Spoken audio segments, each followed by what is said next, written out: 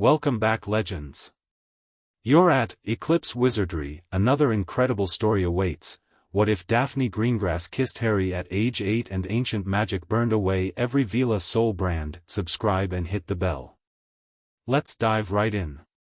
Chapter 1. The Spark. The summer Diagon Alley smelled like burned sugar and fresh ink. Harry Potter was 8 years old and had never once been told he was remarkable. He followed 3 steps behind Petunia the way he always did in public, close enough that she couldn't claim she'd lost him, far enough that she could pretend, to anyone watching, that the small boy in the oversized clothes wasn't entirely her responsibility. Dudley walked beside her, already sticky-fingered from a toffee apple he'd demanded from the first cart they'd passed, and the whole morning had that particular quality Harry had learned to recognize: everyone performing contentment, no one actually feeling it. They were in Diagon Alley because Petunia had discovered, through a letter she'd refused to let Harry read, that the small inheritance left by his parents included a vault at Gringotts that technically, legally, required a guardian's signature to access on Harry's behalf until he turned 11. She hadn't wanted to come. She'd stood in the kitchen holding the letter at arm's length like it might bite her, and then she'd made a sound that wasn't quite a word and started getting her coat. Harry didn't mind Diagon Alley. It was the one place in his life where the strangeness that lived under his skin, the thing that made lights flicker when he was angry and made Dudley's shoelaces tie themselves together when he was bored, felt less like a fault and more like a fact. Everyone here had it. The strangeness was just called magic, and no one lowered their voice about it. He drifted while Petunia dealt with the goblin at the main desk. Dudley slouched against the marble column beside her, already bored. Harry moved to the edge of the entrance hall where an enormous bulletin board had been pinned with notices in several colors: apprenticeships, lost familiars, something called a warding consultation, a stern notice from the ministry in red ink about improper use of legilimency in commercial transactions. He read all of it. He always read everything available when Petunia was occupied, because books at the Dursleys were either Dudley's school texts or Petunia's gardening magazines, and neither were particularly interesting. "You're reading the Lost Familiars section." Harry turned. The girl was roughly his height, with pale blonde hair pulled into a neat plait and an expression that wasn't unfriendly but was clearly evaluating him in some systematic way he couldn't immediately identify. She was wearing robes, proper wizarding ones, dark green, and she had a small book tucked under one arm with a finger holding her page. "I was reading everything," Harry said. "The ministry legilimency notice is the interesting one," the girl said. She didn't say it like a correction. More like an observation she was sharing because it seemed relevant. "It means someone tried to read a goblin's mind during a transaction last month, which means the Goblins' Union is now formally involved, which means there are going to be a lot of very expensive legal proceedings in about 6 weeks. Harry looked at her. "How do you know all that from one notice?" "My mother explained it this morning while we were waiting." She nodded toward the far side of the hall, where a tall woman with the same pale coloring was speaking to a different goblin, her posture the kind of straight that suggested she'd been taught to stand that way. "She's been explaining a lot of things to me today. Some of them are worrying." "What kind of things?" The girl studied him for a moment. Then she said, with the directness of someone who had decided that talking around a topic was a waste of both their time, "Soul brands. Do you know what those are?" Harry didn't. He said so. "Old magic," she said. "Very old. Families use them, some families, the kind that care about bloodlines and political alliances, to mark people. Usually girls. Sometimes younger sons from less powerful houses. You place the brand on someone and it creates a compulsion. Not obvious, not complete, but it makes you more inclined toward the person who holds the brand. More agreeable. More amenable." She said the last word like it tasted wrong. "My mother was explaining it as a warning. Because apparently some of the older families still use them, and she wanted me to know the signs so I could recognize one if." She stopped. Because Harry was staring at her with an expression she apparently hadn't expected, which was the expression of someone who has just had a thing named that they have always known existed without ever having a name for it. "That's real," Harry said. Obviously it's real, I just said. No, I mean, he stopped. Pressed his mouth together. Thought about how to say the thing he was thinking. There's a boy at my school. Dudley's friend. Every time I'm near him I feel like I should agree with whatever he says, even when it's stupid. And there's this sort of pull, like a fishhook behind my sternum. He touched his own chest without thinking about it. I always thought it was just me being, I don't know, weak. The girl's evaluating expression had sharpened into something more focused. You felt a soul brand at a muggle school? I don't know. I don't know what I feel. He shrugged. What does one feel like? I don't actually know, she admitted. My mother only described it theoretically. But she said it feels like wanting to agree. Like a current that runs in one direction. She paused. She also said they're not supposed to be placed on wizards. The magic pushes back. It's mostly used on people who don't have their own magic to resist with. Like muggleborns, Harry said slowly. Or people who don't know they're magical yet. They looked at each other. I'm Daphne Greengrass, the girl said. Harry Potter. She didn't do what most people did when he said his name, which was either widen their eyes or immediately look at his forehead. She just nodded, as if this were simply new data being filed into a category she was still building. The Harry Potter, she said, more as a clarification than an exclamation. I assume so. I've never met another one. Something shifted in her expression, the corner of her mouth moved, barely, in a way that might have been the precursor to a smile. I should probably tell you, she said, that my family is, I suppose people would say we're on the side that supported you-know-who during the war. Not Death Eaters, but sympathetic. My father has views. She said it without apology but also without particular pride. I'm telling you because I think you should know who you're talking to. Harry thought about this. He thought about Petunia, who had views about his kind and who he lived with anyway, because he didn't have a choice. He thought about the fishhook pull near the sternum when he was around Dudley's friend, and how he'd spent 2 years thinking it was a personal failing.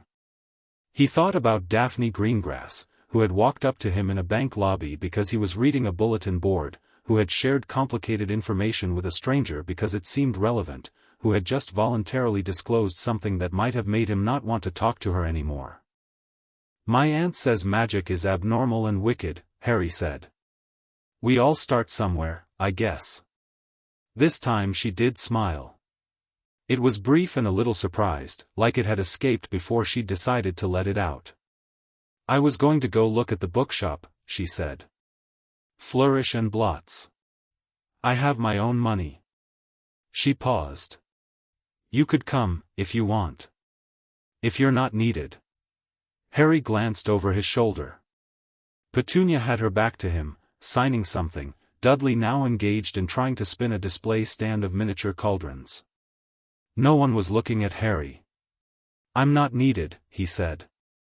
Flourish and Blots was the kind of shop that felt different from a library because a library was organized for the reader's convenience, whereas a bookshop was organized according to some internal logic that had developed over decades and now existed in opposition to both logic and the reader.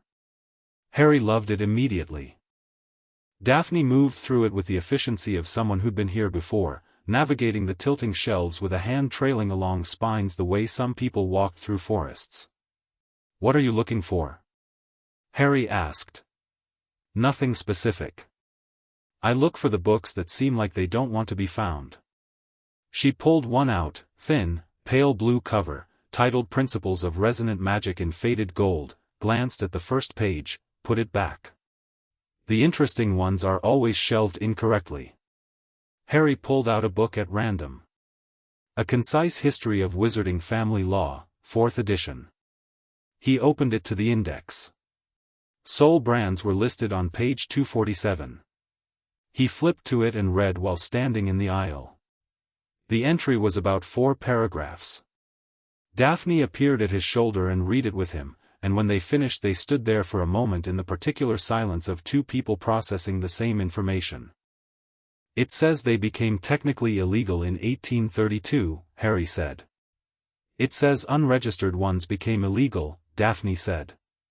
There's a difference. There's a registration process for magically compelling someone? There was. Until 1961, when the registration office closed because, and I'm quoting this directly from what my mother said, there was insufficient political will to maintain the bureaucratic infrastructure of regulating a practice that powerful families found useful. She said it in a flat, precise voice. Which means they still happen. They just don't get written down. Harry bought the book. It cost 3 sickles and some of the pages were water-stained, and he read another 40 pages of it while Daphne paid for her own selections, and they sat at the small bench near the front of the shop where exhausted parents usually waited. He was deep in a chapter about the legal precedent for magical contracts when Daphne's mother appeared at the shop entrance, and a woman came in with her who was not a witch. At least, Harry initially thought she wasn't, because something about her was too much, too bright in the eyes, too graceful in the movement, too arresting in a way that wasn't entirely about beauty but about some quality that felt pulled in from a different frequency. The woman had a daughter with her, roughly Harry and Daphne's age, with silver blonde hair and an expression of someone actively trying to take up less space than she naturally occupied. Veela, Daphne said quietly, not looking up from her book. Half Veela, probably. You can tell by the eyes, they're more silver than the full ones. The daughter, not the mother. The mother might be full Veela, actually. The effect is quite strong. Is that what that is? Harry was experiencing the frequency pull from across the shop, a sort of low harmonic hum in the back of his thoughts that wasn't unpleasant but wasn't entirely voluntary either. Yes. It's natural magic, not a brand. Different principle entirely. Daphne glanced up. You look slightly glazed. I feel slightly glazed. Interesting. She looked back at her book. My mother says most wizards can't tell the difference between a natural Veela compulsion and a soul brand because they've never had either examined or explained. The brain just files it under wanting to agree with this person and moves on. Harry made himself focus on the page in front of him. The glazed quality didn't entirely go away, but it retreated to background noise when he concentrated, which was useful to know. Daphne's mother had come in, exchanged a few words with the Veela woman in the slightly elevated register that indicated 2 adults who were acquainted but not friends, and was now browsing toward them. She looked down at the 2 of them on the bench, her daughter and the boy in the oversized Dudley hand-me-down shirt reading a law text, and her expression did something complicated. Daphne, she said. Mother, this is Harry Potter. He was reading the bulletin board when I found him. A pause. He didn't know what soul brands were either. Daphne Greengrass, which was the name of Daphne's mother, had the particular quality of a woman who had trained herself to reveal very little, and for a moment she revealed nothing at all. Then she crouched down to their level in a movement that was somehow dignified rather than undignified, and looked at Harry with the direct, assessing attention that Daphne had clearly inherited. How much has she told you? She asked. Enough to read this, Harry said, and showed her the page. Something moved behind her eyes. She straightened, looked across the shop to where the Veela woman was browsing, and then looked back. Daphne, she said, say goodbye to your new acquaintance. We need to go. Why? Because that woman's daughter has a brand on her. Placed within the last 3 months. Her voice was quiet and very even. And I don't want to be in the same room when whoever placed it decides to check in on it. Daphne was already standing, collecting her books. Harry stood too, not entirely sure what he was doing. The Veela girl, across the shop, trying to reach a high shelf, had turned her head at some invisible signal and was looking in their direction with an expression that was a very careful, practiced blankness. Harry looked at her. He thought about the fishhook sensation. He thought about the current runs in one direction. He thought about the 2 years he'd spent assuming he was simply weak-willed, and some part of his blood, the part that had made lights flicker and shoelaces tangle without his permission, shifted and stretched. He didn't plan it. He wasn't sure, afterward, that he'd actually decided anything. He was 8 years old and he had not yet learned the art of strategic restraint, which would serve him very well later and which he was currently not in possession of. He looked at the girl across the shop and he felt the brand on her the way you feel a splinter in someone else's hand, a wrongness, a "this doesn't belong here" that ran very deep and very hot, and something in him simply said no. It wasn't a spell. He didn't know any spells. It was the magic that lived under the words, the kind that responded to intent rather than incantation, and it moved. "Oh," said Daphne, beside him. The sound in the shop changed. It was subtle, a shift in the ambient noise, like a pressure change before weather. The Veela girl made a sharp sound and pressed her hand to her collarbone. Her mother turned immediately, and for one moment the full force of Veela attention was turned on Harry, not the diffuse harmonic hum of her natural presence but something focused and alert and very, very old. Then the girl lowered her hand and her expression was no longer carefully blank. It was confused and bright-eyed and somehow cleaner than it had been before, like a window that had just been washed. Daphne's mother was holding Harry's arm. Not urgently, her grip was steady and deliberate, the grip of someone who had already decided what the next 3 minutes needed to look like. "We are going to walk out of this shop," she said, very quietly, in an orderly fashion. "Together. Now." They walked out. The alley outside was busy enough that the three of them moving together didn't attract particular notice.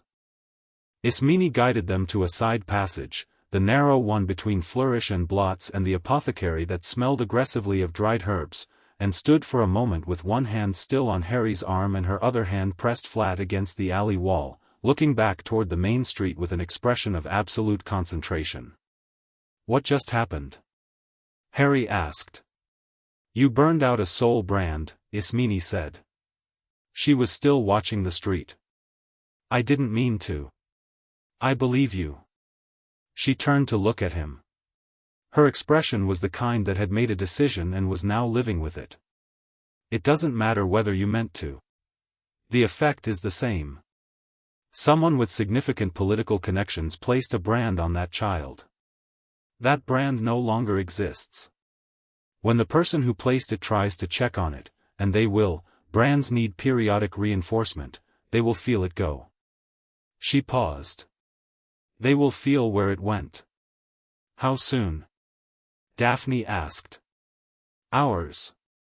Perhaps less." Ismene looked at her daughter with a mixture of something that was almost pride and something that was almost exasperation. "You brought him over there, didn't you?" "He was reading the bulletin board, Mother. I can't be held responsible for what the bulletin board communicates." "Daphne. I talked to him. We discussed soul brands in general terms. He bought a law book." A pause. He felt it on her from across the room. He didn't know what it was but he felt it. Ismene looked at Harry again. Harry looked back. He'd gotten reasonably good at being studied over the years. Petunia studied him constantly for signs of abnormality, and Vernon studied him for behavioral infractions, and Dudley's friends studied him the way boys studied people they were considering as targets, but Ismene's attention was different because it wasn't looking for something wrong. It was trying to categorize something it had never seen before. "Do you know," she said carefully, "what your mother did when she died?"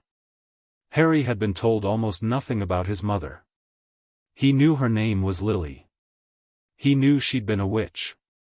He knew that she'd died the night Voldemort had tried to kill him, along with his father, and that this was both the reason he was famous and the reason he lived in a cupboard under the stairs at his aunt's house. "Not really," he said. "Sacrificial protection magic," Ismene said. "Sacrificial love magic, more precisely. When someone gives their life freely for another person, not under duress, not bound by anything except their own choice, the magic of that sacrifice embeds itself in the protected person." She looked at the wall, thinking. "It's very old magic. The same vintage as soul brands, almost. But it runs in the opposite direction." "What does that mean?" Harry said. Soul brands are designed to override will. Your mother's magic is designed to defend it. She looked back at him. You felt a brand, and your magic said no, and the brand burned away. I am quite strongly suspecting, that you could do this with every soul brand in Britain if you stood close enough to each one. The alley was quiet for a moment. Down at the Main Street end, the crowd moved and glittered in the summer light. That's a lot of standing close to people, Harry said. Daphne made the not-quite-a-smile expression again. He's funny, she said to her mother, slightly surprised. Yes, said Ismene, in a tone that suggested this was making the situation considerably more complicated. She released Harry's arm. Listen to me, Harry. Your aunt is in that bank. You need to go back to her and you need to say nothing to her about any of this. She knows nothing about soul brands and she knows nothing about magical law and she will respond badly and loudly to being told her nephew just dismantled an old-blood magical practice in a public bookshop. A beat. Can you do that? I've been not telling her things for 8 years, Harry said. I'm fairly good at it. Good. She straightened her robes. Daphne will write to you. Before you come to Hogwarts, you need to know several things that your Hogwarts letter will not explain, and I suspect I am the only person who will explain them to you plainly rather than in whatever way serves their own interests. She looked at her daughter. This is what happens when you make friends with strangers in bank lobbies. You always say I need to develop better interpersonal skills, Daphne said. I meant with people we already know. Our acquaintances are mostly boring. Ismene pressed her lips together. Then she looked at Harry once more, and something shifted in her expression, something warmer and more tired. Your mother would have liked my daughter, she said. She had the same habit of finding things that other people preferred to leave unfound. She took a breath. Go back to your aunt. You'll hear from us. Harry went. He found Petunia where he'd left her, still dealing with the vault documentation, Dudley having graduated from spinning the cauldron display to sitting on the floor with his back against the marble column, eating something that had materialized from a pocket. Petunia gave Harry the perfunctory "You're not lost" nod and returned to her paperwork. Harry stood and thought about the girl in the bookshop with the brand on her and the expression that had come over her face when it was gone, that clean, suddenly awake expression. He thought about 2 years of a fishhook sensation near his sternum and the 2 years of thinking it was weakness. He thought about Daphne Greengrass in the side alley explaining sacrificial love magic like it was something that could simply be stated and understood, as opposed to something that most people apparently couldn't explain at all. He thought about Daphne, who had walked up to a stranger reading a bulletin board and said the ministry legitimacy notice is the interesting one, and then shared the most complicated thing she'd learned that morning as if relevant information was simply something to be passed along when encountered. He thought, I have not had a single friend before this morning. It was a strange thought to have standing in a goblin bank, but he had it very clearly. The first letter arrived 2 weeks after they returned to the Dursleys. It was delivered by a small, brown, serious-looking owl who deposited the letter on Harry's windowsill at 6 in the morning with an air of professional detachment and then waited, clearly expecting something. Harry, who had never received a letter in his life, scrambled to find a piece of paper and a pen and wrote back immediately in the margins of a grocery receipt because it was the only paper he could find quickly enough. Got your letter. Thank you for the list of books. I can't get to a bookshop but the local library has some of the topics if not the specific titles. I've been reading about magical law but most of what they have is outdated. Your mother is correct about the 1961 office closure. The local historian section has some interesting things about what got swept under the rug in the 40s and 50s though. Harry. P.S. I don't know what to give the owl. The owl seemed to find this letter acceptable. It took it and left. A reply came the following morning. Give owls treats or water. If you have neither, she'll accept acknowledgement, scratch under the chin. She's particular but not unreasonable. The books I listed are available through the owl order service from any wizarding catalog, which you can get by writing to Diagon Alley in general, address the envelope, I'll order catalogs, Diagon Alley, London, and one will find you. My mother says you can have books sent to our address and we'll forward them if your aunt objects to wizarding deliveries. My father doesn't know about this arrangement. DG. Harry's first thought was that this was quite a lot of organizational infrastructure for an 8-year-old to put in place on his behalf, and his second thought was that organizing infrastructure was clearly something Daphne found natural. Thank you for the owl advice. She did accept chin scratching, though under protest. I'd rather not involve your mother in more complicated situations than I've already created. Is it safe, with your father? Your mother said he has views. He has views about bloodlines and tradition and proper order. He doesn't involve himself in my correspondence because he considers it beneath his attention. Mother manages the household independently. This is a polite way of saying that they have a complex arrangement that works because my mother is considerably more competent than my father knows. Don't worry about it. What have you found in the library? DG. This was the beginning. Over the following 3 years they wrote back and forth with the determined correspondence of two people who have each discovered, slightly to their own surprise, that they have found someone worth talking to. Harry got the owl order catalogs. He ordered, over the course of 2 years, 11 books about magical theory, 4 about wizarding law, 2 about the history of old blood family practices, 1 about Veela and the magical properties of inherited compulsion, and a very strange short pamphlet titled 53 Things Your Hogwarts Letter Won't Tell You that turned out to be genuinely excellent. He paid for them with Diagon Alley money that he'd quietly pocketed during the Gringotts' visit when no one was watching, not stealing, technically, since it was from his own vault that his own inheritance had paid into, but he hadn't told Petunia about the small handful of nuts and sickles he'd scooped from the counting dish while she was signing things. Daphne wrote in a precise, slightly dry style that occasionally let something warmer through when she was enthusiastic about a topic. She was enthusiastic, Harry discovered, about political history, magical theory, botany, and the strategic analysis of social dynamics, the last of which she wrote about with the slightly guilty pleasure of someone who had been told their hobby was unsuitably cold-blooded but couldn't help finding it fascinating. I've been watching the interactions at my father's dinner parties, she wrote, in the summer before their 3rd year of correspondence. The social architecture of old blood families is extremely visible once you know what brands look like in practice. 3 of the women present last month had brands. You can see it in the way they respond to certain men. There's a slight delay before the resistance forms, like watching someone fight through honey. One of them I think knows. The other 2 don't.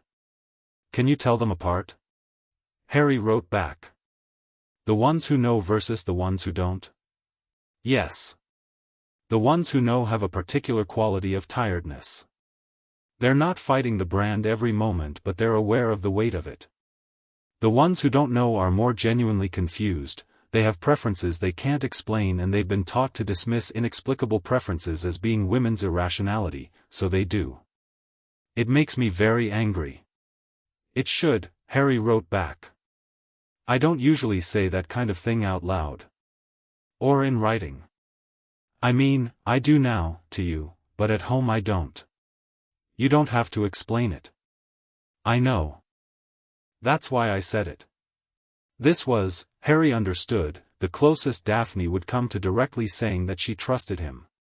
He filed it carefully in the part of himself that was still half surprised anyone did. In his 2nd year of letters, Harry asked Ismene, through Daphne, who relayed questions and answers with faithful accuracy, whether Dumbledore knew about soul brands. The answer came back in Daphne's handwriting but in a slightly different register that suggested she was recording rather than composing. Mother says, Dumbledore knows. He has always known. His position on the matter, as far as she understands it, is that it is an internal matter of old wizarding families and that imposing on internal family practices is not a role the headmaster of a school should occupy. She thinks he is not wrong about the principle. She thinks he has used the principle as a reason to avoid a fight he would prefer not to have. She thinks you should know that the headmaster of Hogwarts is a man who makes very careful calculations about what fights are worth having, and that this is sometimes wisdom and sometimes cowardice, and that the difference between the two depends entirely on your perspective and what you are asked to wait through in the meantime. Harry read this 3 times. Then he wrote, "Your mother is remarkable." The reply was just, "I know." "Don't tell her I agreed." In the 3rd year of letters, something changed. Not dramatically. Not with any particular event as its catalyst. It was more that the tone of their correspondence had been slowly shifting for about 6 months, and at some point Harry noticed it had shifted, and didn't say anything, and then Daphne's letter in the April before their first year at Hogwarts contained the following paragraph, apparently written and then crossed out and then rewritten in slightly different ink. "I think I should tell you that I'm looking forward to seeing you in September. Not in the way I'm looking forward to Hogwarts in general, which is also real but is more about accessing the library and taking actual classes. The other way. The way where the thing that makes it different is specifically you. I'm saying this because I think you should know and also because I think you might not have guessed it." Harry sat with this letter for a long time. Then he wrote back, "I knew. I've known for about 7 months and I was trying to figure out if I was reading it correctly because I am apparently not good at this. I'm also looking forward to seeing you. Specifically you. In September and also in general." The reply was 1 line, "Good. Don't be late for the train. September 1st, platform 9 3/4. Harry had navigated the barrier alone. Petunia had left him at King's Cross with his trunk and his owl, Hedwig, whom he'd purchased with the last of his Diagon Alley money over her considerable objections that an owl was both unsanitary and expensive, and he'd pushed his trolley through the barrier in the particular way described in 53 Things Your Hogwarts Letter Won't Tell You, confidently, at a moderate walking pace, without hesitating, and come through into the steam and noise and the red engine and the sound of 100 conversations happening simultaneously. He stood for a moment and looked at all of it. Families. Parents in robes, parents in muggle clothes. Children with wands they kept touching the way you touch something new and uncertain that you very much want to keep. Owls complaining. A cat wound around someone's feet. Ordinary extraordinary chaos. Then, "You're not late." Daphne was standing 3 feet to his left. She had the same precise plate and the same evaluating expression, and she was now about 2 inches taller than she'd been in the bookshop, which shouldn't have been surprising given that 3 years had passed but was somehow startling anyway. She had a small trunk, a bag, and an expression that was doing the not-quite-a-smile thing. "You said don't be late," Harry said. "I took it seriously." "You take most things seriously. You write most things like you mean them." A beat. She stepped forward and, with the same decisive quality she'd had at 8 when she'd kissed him on the cheek in the hallway of the bank, a thing she had done just before her mother had appeared and without warning or particular explanation, a quick, warm pressure just above his jawline that had lasted approximately 2 seconds and had, as it turned out, changed both their lives, she hugged him. It was a brief, tight, real hug. Harry, who had not been hugged by anyone in 3 years and possibly longer, hugged back. Hedwig made a deeply unimpressed sound from inside her cage. "Hello," Daphne said into his shoulder. "Hello," Harry said. They separated.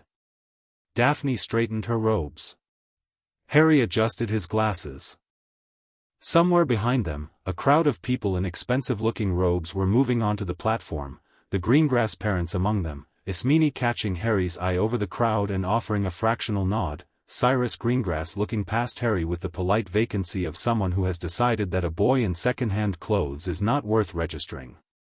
Beside the Greengrass family, the Malfoys. Lucius Malfoy in silver-grey robes, his cane, his particular quality of displacing air in a way that suggested the air should consider itself fortunate. His son Draco, blonde and already performing confidence in the way children do when they're less certain than they want to appear. Lucius Malfoy's gaze passed over Harry and snagged. It caught, the way gaze catches on something that doesn't match expectations. He looked at Harry the way Ismene had looked at him in the alley, trying to categorize, but where her expression had been complex with recognition, his was complex with something more like assessment. Harry looked back, steady and without particular feeling about it. Lucius Malfoy looked away first. "Ready?" Daphne said beside him. Harry picked up his trunk, settled Hedwig's cage more securely on the trolley, and looked at the scarlet train and the steam and the platform full of children who had no idea what the next 7 years were going to look like. "Since August," he said.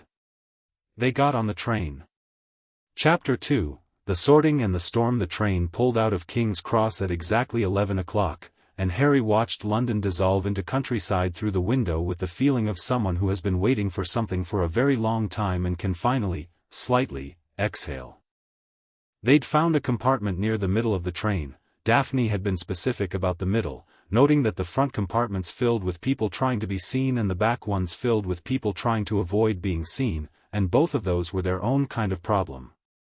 The middle was simply people who wanted to get to Scotland. A girl joined them about 20 minutes out of London. She knocked on the compartment door with one hand and held a large ginger cat under the other arm with the resigned air of someone who had been chasing the cat for the better part of an hour.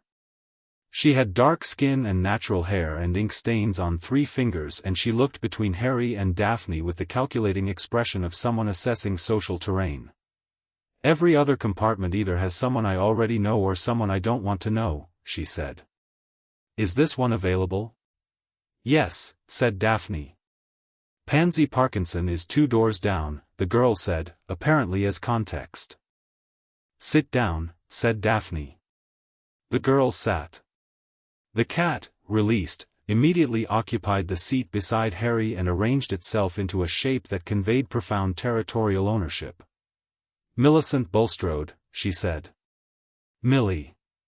"The cat is Archimedes. He responds to Archie but pretends he doesn't." "Harry Potter," Harry said. "The owl is Hedwig. She actually doesn't respond to anything when she's annoyed." Millicent looked at him. Then she looked at Daphne. Then she looked back at him with the expression of someone recalibrating several things simultaneously. "Huh," she said. "Yes," said Daphne, with the tone of someone who had already processed their huh some time ago. "Are you too? We've been writing to each other for 3 years, Daphne said. "We met in Diagon Alley." Millicent accepted this information with admirable ease, which Harry noted as a good sign about her. "I'm probably going to be Slytherin," she said, to no one in particular. "My whole family is. I don't particularly want to be, but I don't think it works like wanting." "It might work a bit like wanting," Harry said. "The Sorting Hat actually sorts by personality and values. It's not purely hereditary." "How do you know that?" "There's a pamphlet.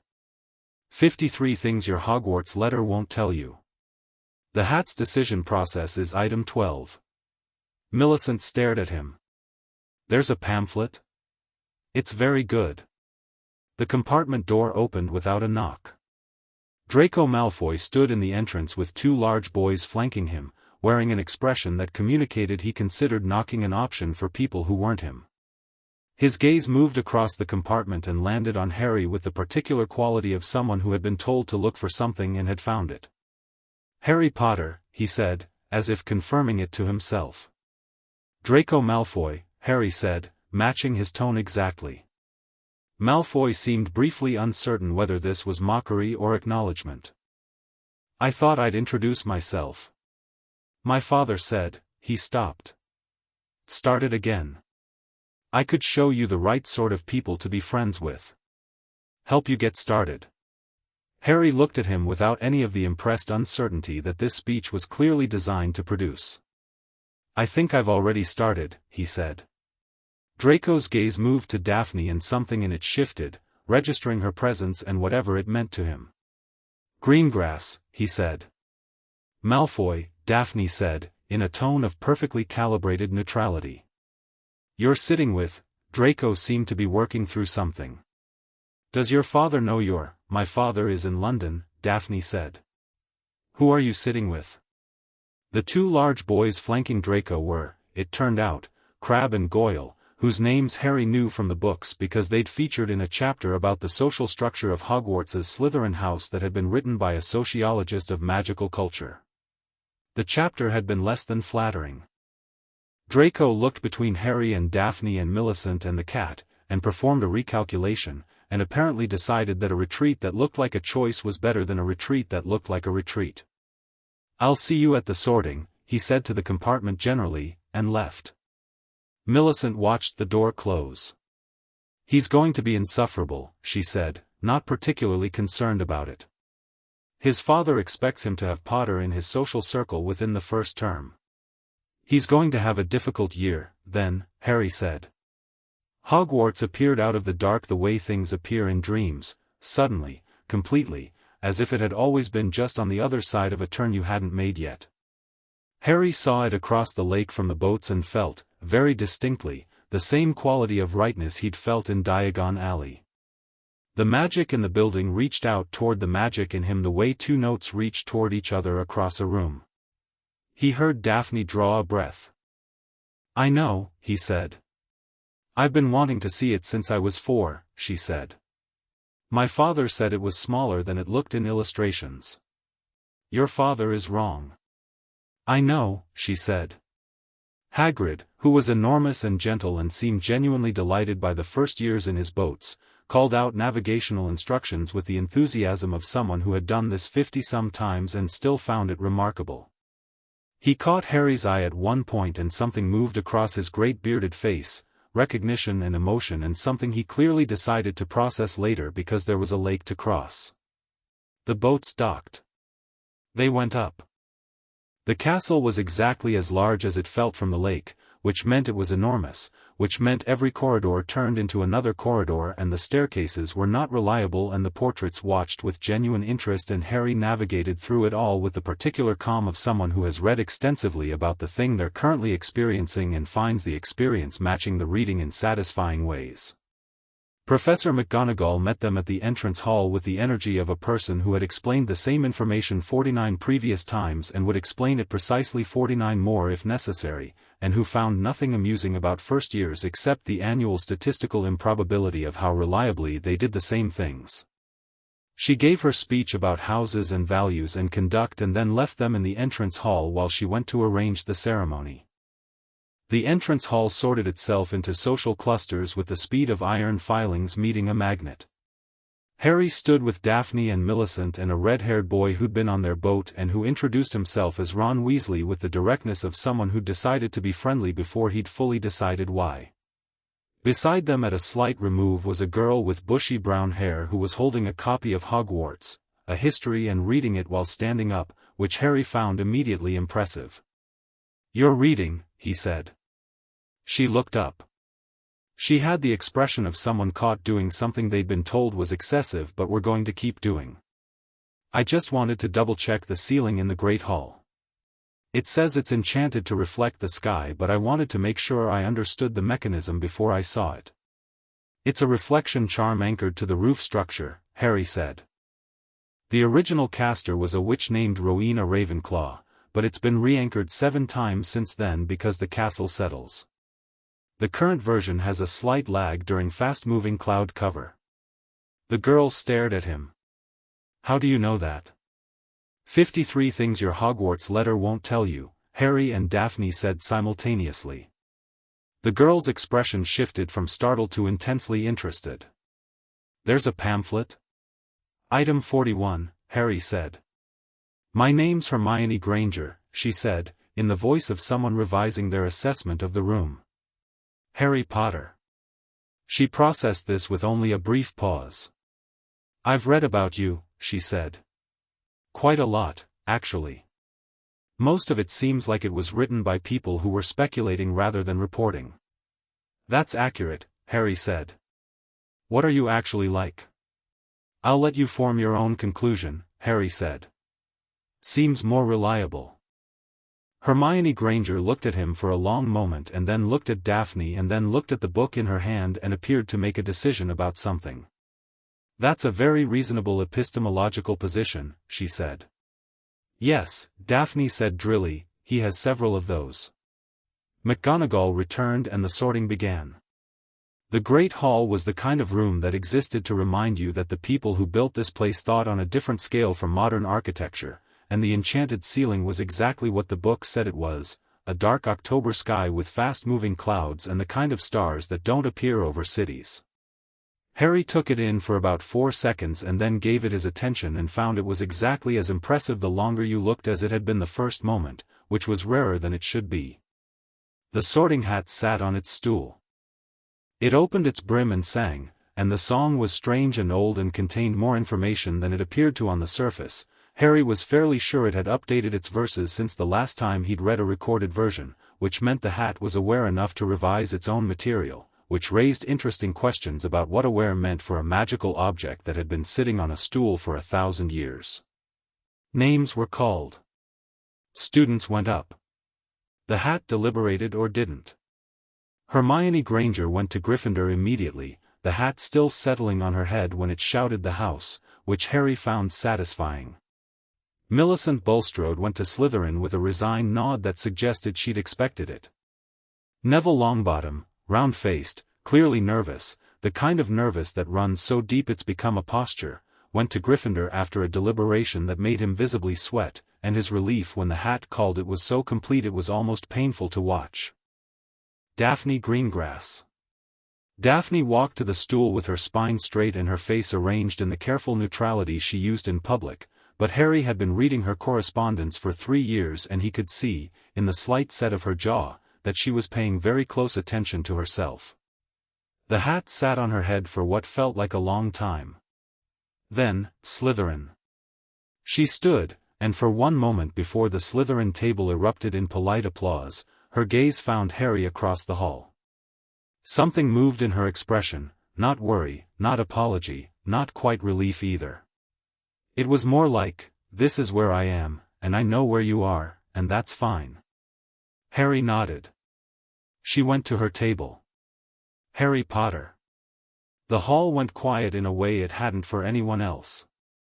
Not completely silent, there was still the ambient sound of a large stone room with hundreds of people in it, but the particular quality of noise changed. He felt the attention of the room settle on him like weather. He walked to the stool and sat down and the hat dropped over his eyes and the world narrowed to a close, felt darkness.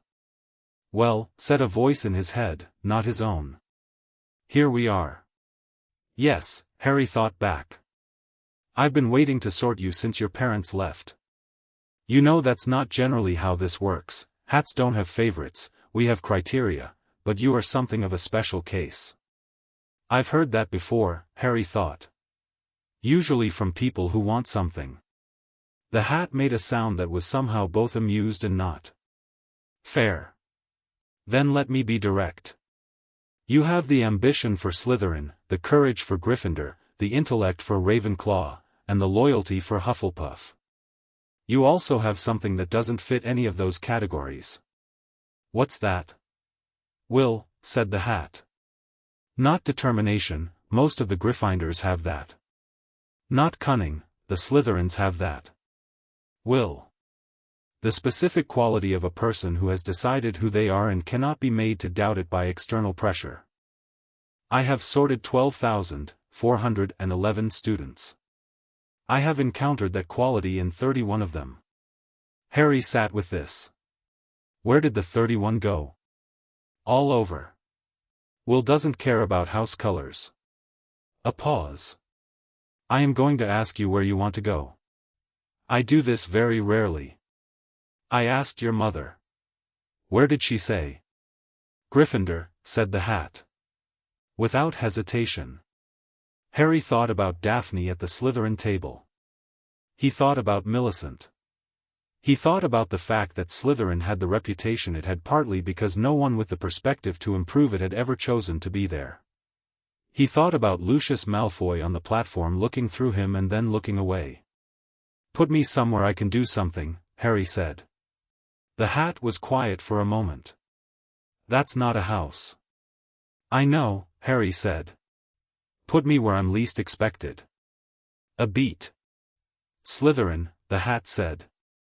The silence in the hall had a slightly different quality than it had for Daphne.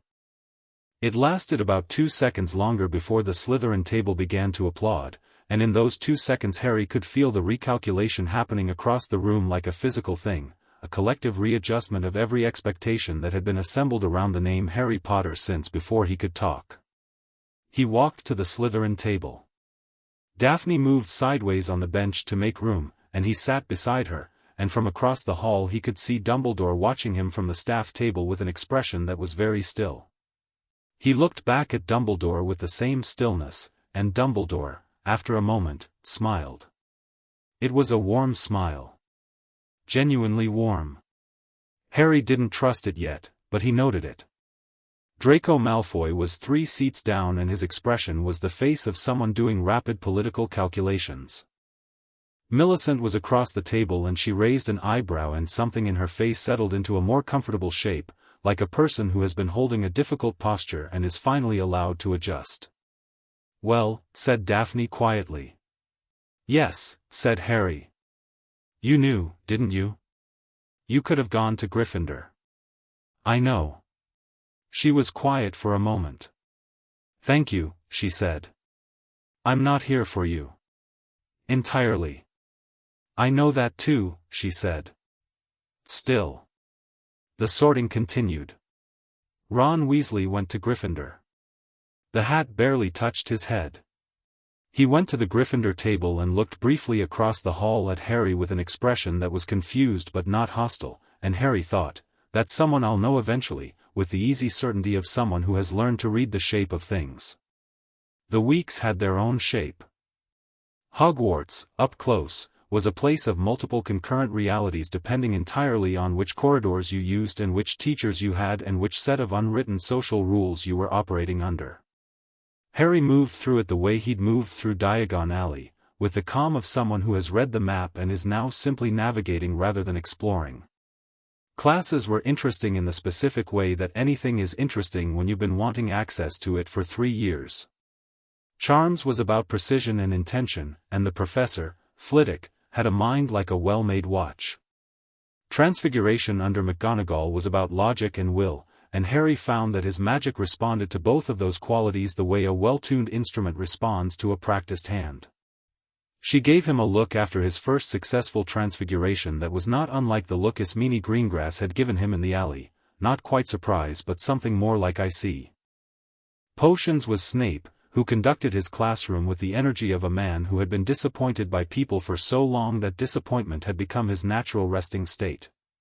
He descended on Harry in the first class with a series of questions designed to establish ignorance and found Harry answering them correctly, one after another, with no particular desire to make this demonstration of anything.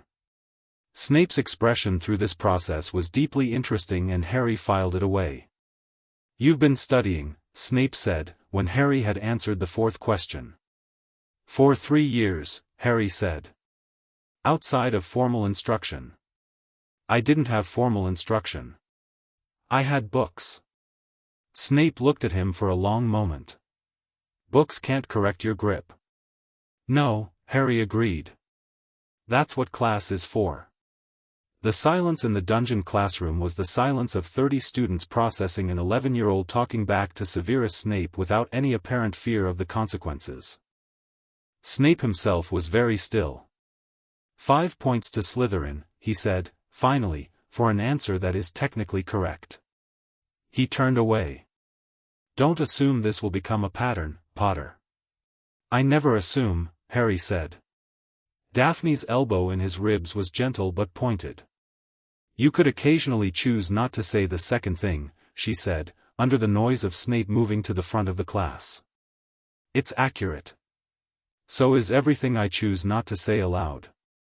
That's rather the point." Harry considered this. "Fair," he conceded. She accepted the concession with a small nod and returned to her notes. October arrived with rain and Quidditch tryouts and the particular social pressure of a school finding its hierarchies after the initial chaos of settling in. Draco Malfoy had spent the first month in a state of recalibration that expressed itself as ostentatious friendliness whenever he was near Harry and ostentatious disdain when he wasn't, which was a combination that satisfied no one. He found Harry in the library one evening, alone, which was unusual, Daphne was in the common room and Millicent was at Quidditch practice, and sat down across from him with the air of someone who had rehearsed this. "My father wrote to me," Draco said. "About you being sorted into Slytherin." "What did he say?"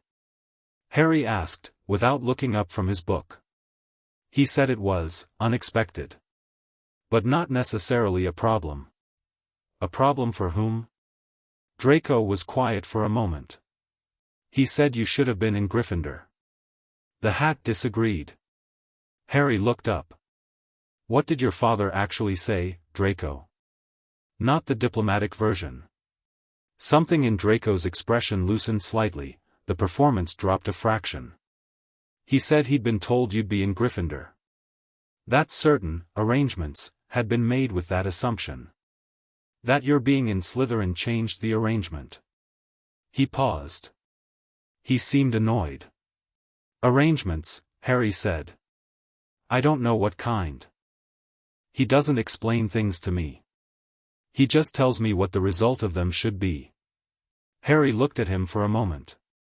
Draco Malfoy was 11 years old and trying very hard to be his father's emissary and doing it badly because he hadn't yet learned to hide the things he didn't want to show.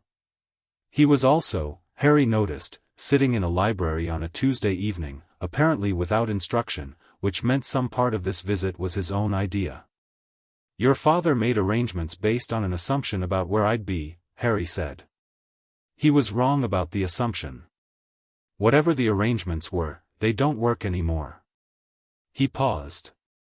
"Does that bother you?" Draco considered this with surprising care.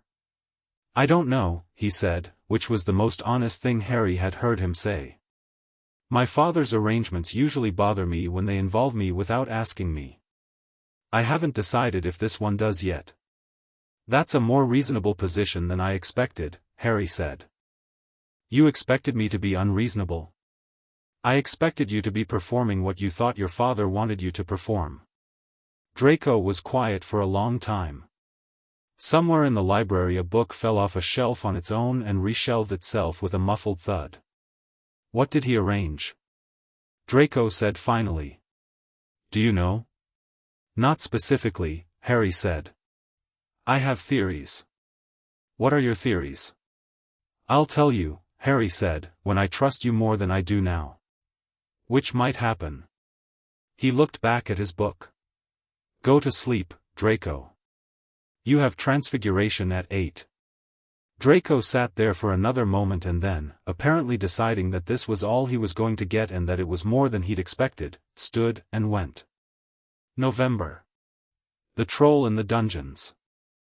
Harry and Daphne heard about it in real time because they were in the Slytherin common room when the prefects came in to lock the doors, and the prefects were talking in the overlapping urgent way of people who know something alarming but have been told to communicate calm.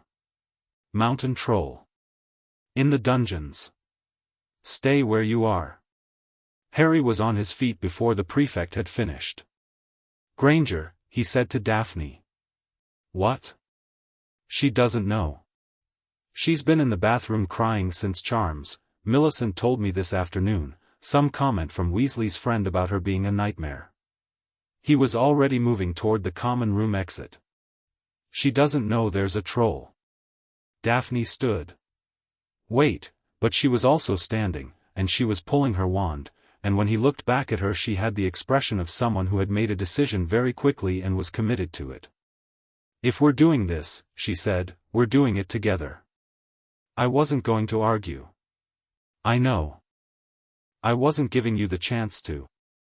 The Slytherin dungeon common room was below the lake, which meant the girls' bathroom was 3 floors up and on the wrong side of the castle, and the troll was somewhere between them and it, which meant the route needed to account for a 12-foot mountain troll moving in some unknown direction. Harry went left at the second junction. "The troll would have come in from the 3rd-floor entrance," Daphne said, slightly behind him, not out of breath but close. "If it's moving on instinct it'll follow noise.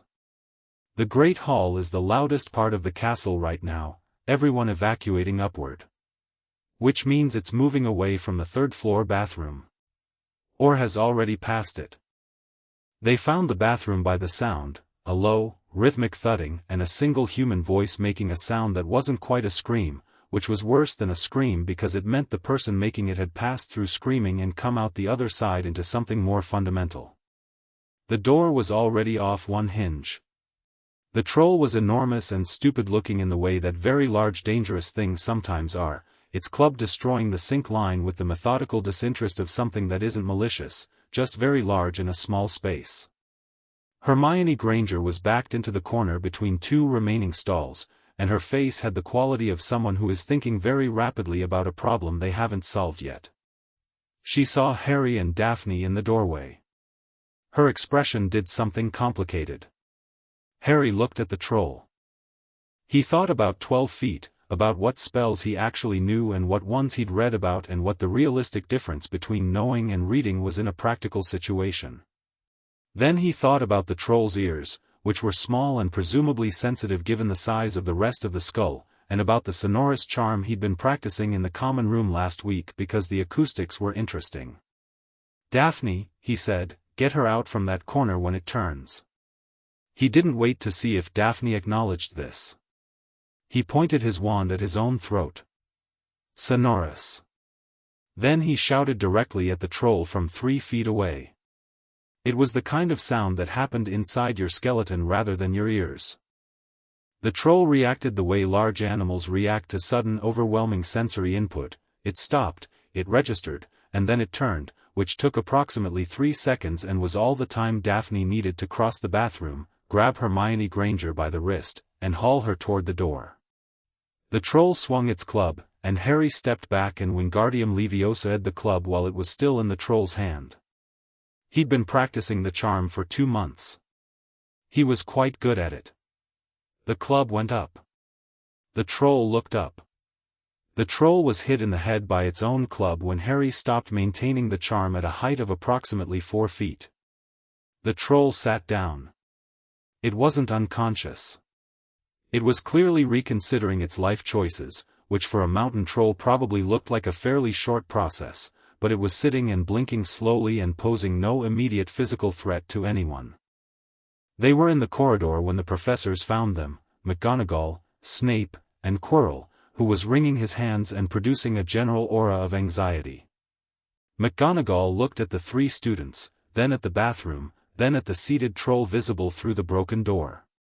"Potter," she said. "We heard it had come in from the 3rd floor," Harry said, and realized a classmate hadn't been warned.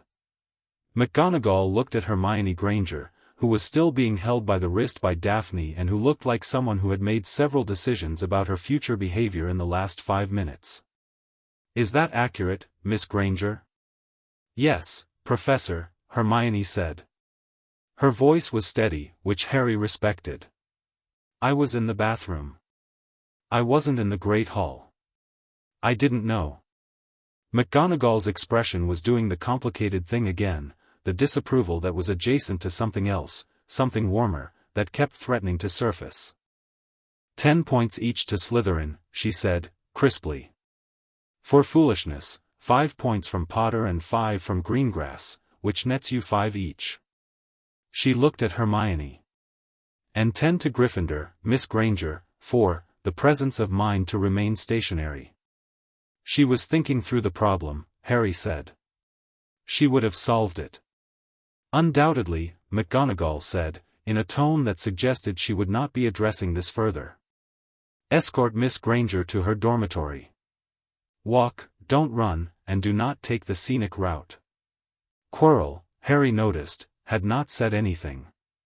He was watching the troll with the specific quality of attention of someone watching something they expected to see, not something that had surprised them.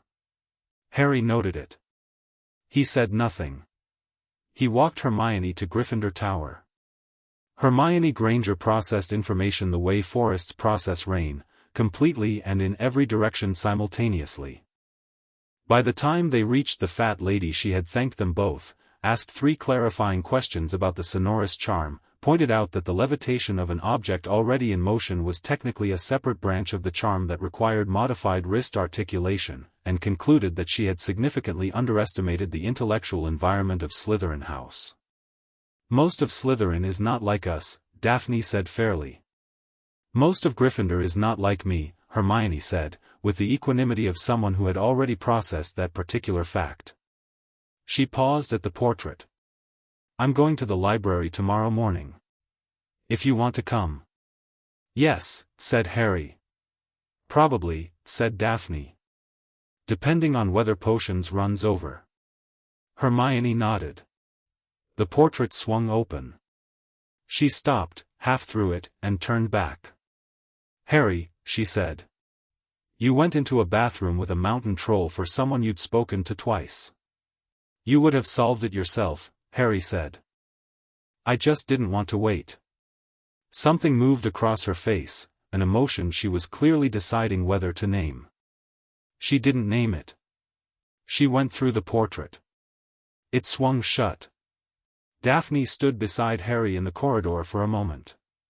You're going to do this for everyone, aren't you? She said. Not a question. Do what? See who they are before they show you.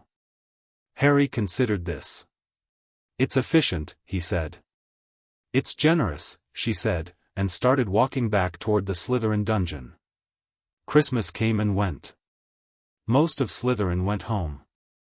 Harry stayed. He'd told Petunia he was staying for a school program, and she'd managed to look both relieved and guilty about her relief, which was a combination he'd long since stopped feeling anything about.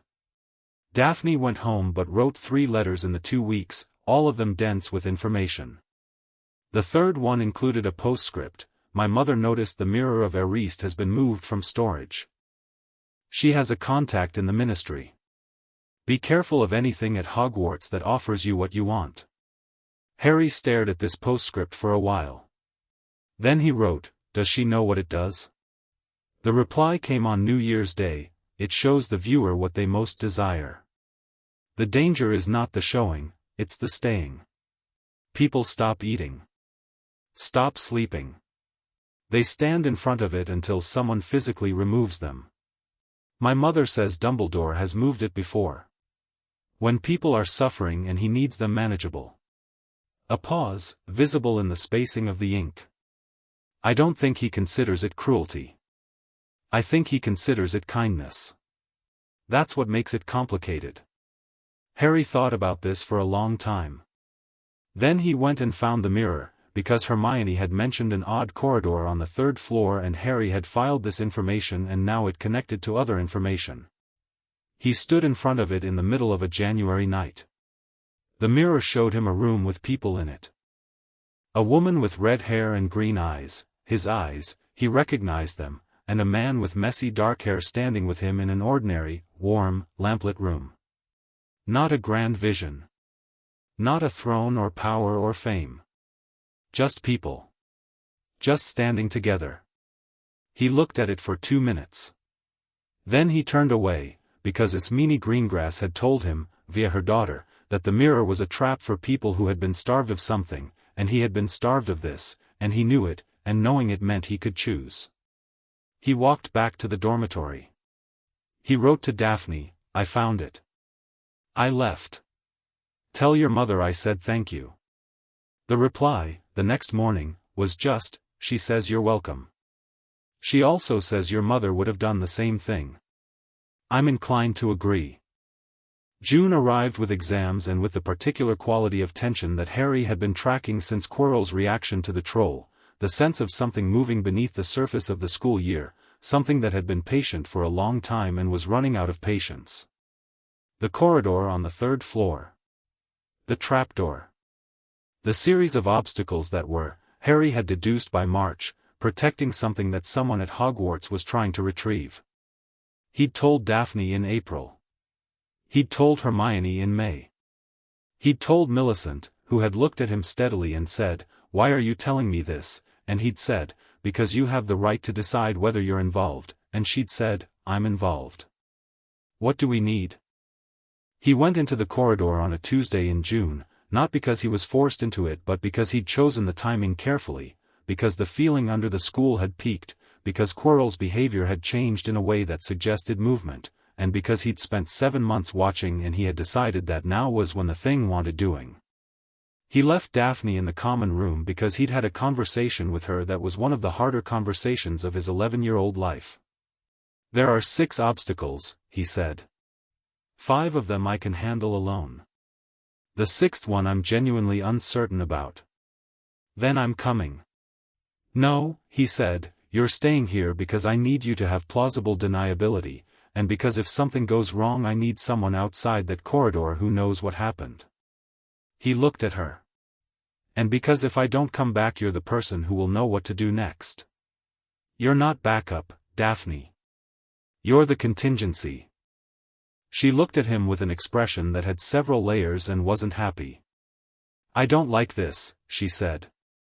"I know. I'm aware that you're right. I know that too.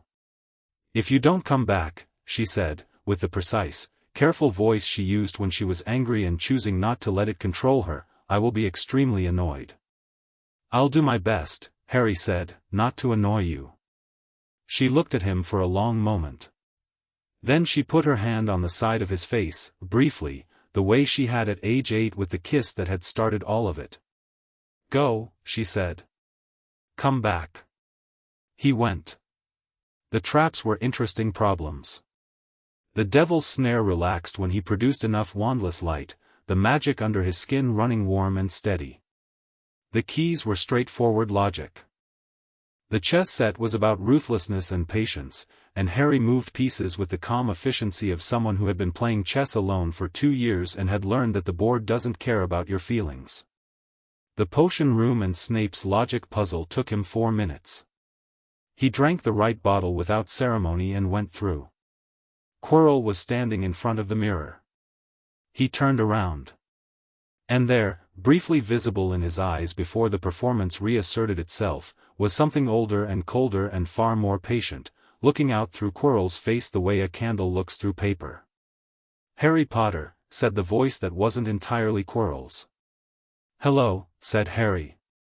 And here was the thing about Harry Potter at 11 years old, he had no fear of Voldemort in the way he was supposed to have, because fear was built from uncertainty and he had spent 3 years making himself as certain as possible.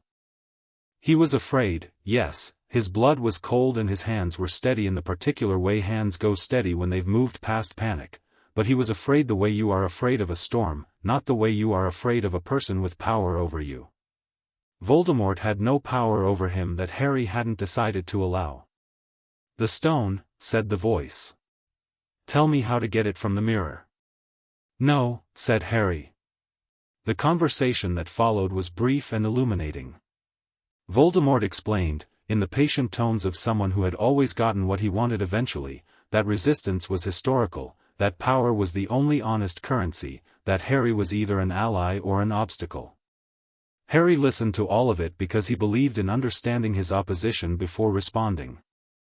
Then he stepped forward, touched the mirror, felt the stone drop into his pocket, because he wanted to find it and not use it, and the mirror's enchantment rewarded exactly that kind of wanting, and said, "I know what you did to my mother." He meant the brand. He meant the fact that Ismeni's research had uncovered, last winter, that Voldemort had used a version of the brand on his most loyal servants, a dark mirror of the soul brand, an actual tether of will rather than a compulsion. He meant, "I know what kind of power you use and I know why and I know what it costs the people you use it on." "You can't hurt me," Harry said. "Not with what you have right now. And I'm not going to let you have what you came here for." What followed was pain, Quirrell's hands, the burning, the ancient magic in his blood meeting the darkness in Quirrell's and finding it exactly as flammable as it had found the soul brand in that bookshop 3 years ago. Harry held on because letting go meant giving up the stone, and he wasn't going to do that. When he woke up, he was in the hospital wing, and Dumbledore was sitting in the chair beside his bed with the expression of a man who has been presented with information he needs to carefully process. Harry looked at him. "Hello, Professor." "Hello, Harry," said Dumbledore. His voice was warm and measured and gave nothing away. "You've had quite an eventful evening." "It needed doing," Harry said. Dumbledore looked at him for a long moment, the same long look from the sorting, recalibrated. "You knew about Quirrell," he said. "Since November." And you waited. Until it was time. Dumbledore was quiet. His expression was doing something complex and careful. You are going to be, he said slowly, a rather remarkable young man. I'm already rather remarkable, Harry said pleasantly. I'm working on the young man part. The corner of Dumbledore's mouth moved, despite itself. He leaned back in his chair and regarded the ceiling, and Harry watched him and thought, this man cares about me, and will manage me if he can, and cannot quite believe I know the difference. Get some rest, Dumbledore said. You have exams tomorrow. I know, said Harry. I'm ready for those too. Dumbledore left. Harry lay back and looked at the ceiling and thought about Daphne in the common room, waiting with the patience of someone who had decided to trust and was living inside that decision. He thought about Hermione in the Gryffindor Tower, who had been told what he was doing and had tried to come and had been persuaded, with difficulty, that her role was different. He thought about Voldemort, not dead, not gone, persistent in the way that bad ideas are persistent, that they live in people and come back when conditions are favorable. He thought, next year will be different. He thought, I should be ready. He thought, I am. Chapter 3, What the Walls Remember. The summer between first and second year had a different quality from all the summers before it. Harry noticed this in small ways. The way the light came through his bedroom window felt less like confinement and more like waiting, the way the Dursleys' house felt smaller not because anything had changed about it but because he had grown in some direction that the house couldn't accommodate. Petunia watched him differently. He'd come back from Hogwarts and something in his bearing had shifted enough that she noticed, even if she couldn't have named what she was noticing. She didn't ask about his year. He didn't offer. But she stopped sending him to his cupboard. He had his bedroom now, properly, with a lock on the inside that Vernon had installed with the energy of a man performing a concession he would never acknowledge as a concession. He spent the summer reading, writing to Daphne, and thinking about Tom Riddle's diary. He hadn't encountered the diary yet. He knew it was coming because he knew about Horcruxes, or rather, he knew about the theory of them, from a very old text he'd ordered the previous spring through the Owl catalogue, a text that had cost him most of his remaining Gringotts money and arrived wrapped in brown paper with no publisher's information and the title Soul Mechanics and their violation printed in very small letters, as if even the book itself wanted to be inconspicuous. He'd read it in 3 days and sat with what it contained for about 2 weeks before writing to Daphne about it. Her reply had taken longer than usual. When it came it was in her most precise handwriting, which was the handwriting she used when she was thinking carefully about every word. I showed this to my mother. She sat with it for a day and then came and found me and said that if your theory about the Dark Lord's persistence is correct, that he split his soul and stored the pieces, then what you dealt with in June was a fragment, not the whole. She also said that soul magic of this kind leaves marks. That the objects used as vessels would be findable if you knew what to look for. She also said, and I'm writing this exactly as she said it, tell Harry that Lucius Malfoy's study contains objects that have been warded beyond the standard family protection since before the Dark Lord fell. That has always seemed to her to be the behavior of a man storing something he intends to retrieve rather than a man storing something he wishes forgotten. Harry read this 3 times. Then he wrote, does she know which object? The reply, no. But she says there's a journal. She saw it once, years ago, before the fall. Black cover. He kept it separately from everything else. She thought at the time it was a personal diary. She's thought about it differently since your letter. Harry filed this information carefully. Then he wrote back, tell her thank you, and tell her to be careful. If Malfoy suspects she's been looking, it gets complicated. The reply to that was just, she says she's been being careful since 1979. She doesn't need the reminder but appreciates the concern. Dobby arrived in July, which Harry had not anticipated. The elf appeared in his bedroom at 2 a.m. with the wide eyes and the trembling hands and the slightly chaotic energy of someone attempting to help in a way that was going to make everything worse. He introduced himself. He explained his warning. He said Harry Potter must not return to Hogwarts. Harry sat up in bed and looked at him. Who sent you? No one sent Dobby, sir. Dobby came of his own, Dobby. Harry's voice wasn't unkind but it was direct. I'm not angry with you. I can see you're trying to help. But I need to understand the actual situation, not the version you're allowed to tell me. The elf's enormous eyes filled with tears. He looked like he was physically fighting the compulsion to punish himself for the conversation he was about to have. Dobby's master, he said, in a voice barely above a whisper, has a plan. For this year. Dobby doesn't know all of it. But Dobby knows it will be bad for Harry Potter. Bad for many people. He twisted his pillowcase with both hands. Dobby's master is he is a great wizard, sir.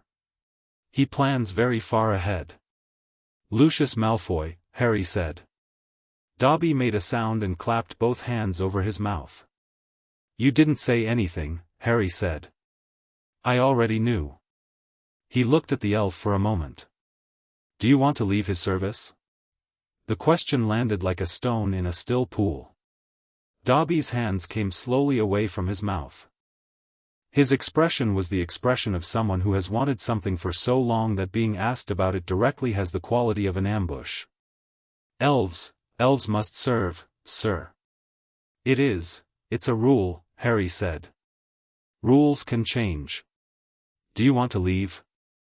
More than, Dobby stopped. Started again. Dobby has wanted to serve a good wizard, he said, with the careful precision of someone navigating what they're allowed to say. A truly good one. Dobby has heard stories. I'll make you a deal, Harry said. Come back at the end of this year. If you still want a different arrangement by then, we'll figure one out. He paused. But I'm going back to Hogwarts.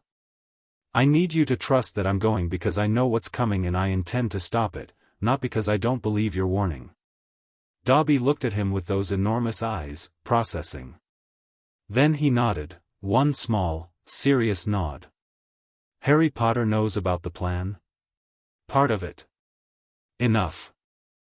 Dobby will trust Harry Potter.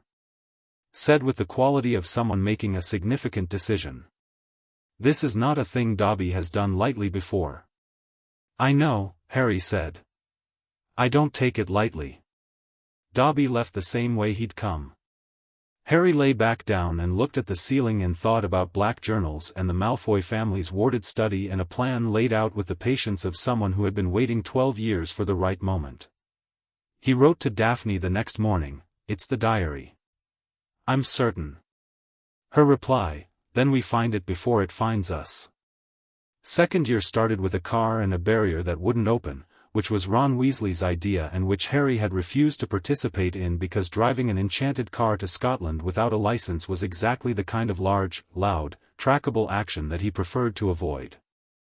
He'd gone to the Weasleys, the Burrow, which was the warmest place he'd ever been in every sense, with a quality of accumulated love in its walls that made the Dursleys' house feel like a photograph of a house, and he'd liked the Weasleys very much and he'd told Ron, plainly, that the car was a mistake. Ron had done it anyway, which was a thing Harry found both frustrating and somehow endearing. He'd gotten on the train on time. He'd arrived at Hogwarts on the carriages while Ron and Fred and George arrived in a flying car that had already been spotted by 7 Muggles and reported to the Ministry.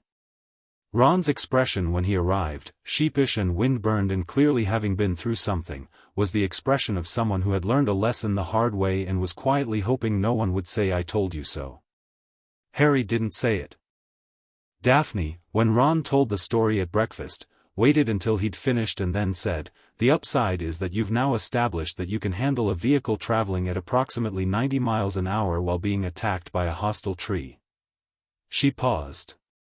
"That's genuinely a useful skill profile." Ron stared at her.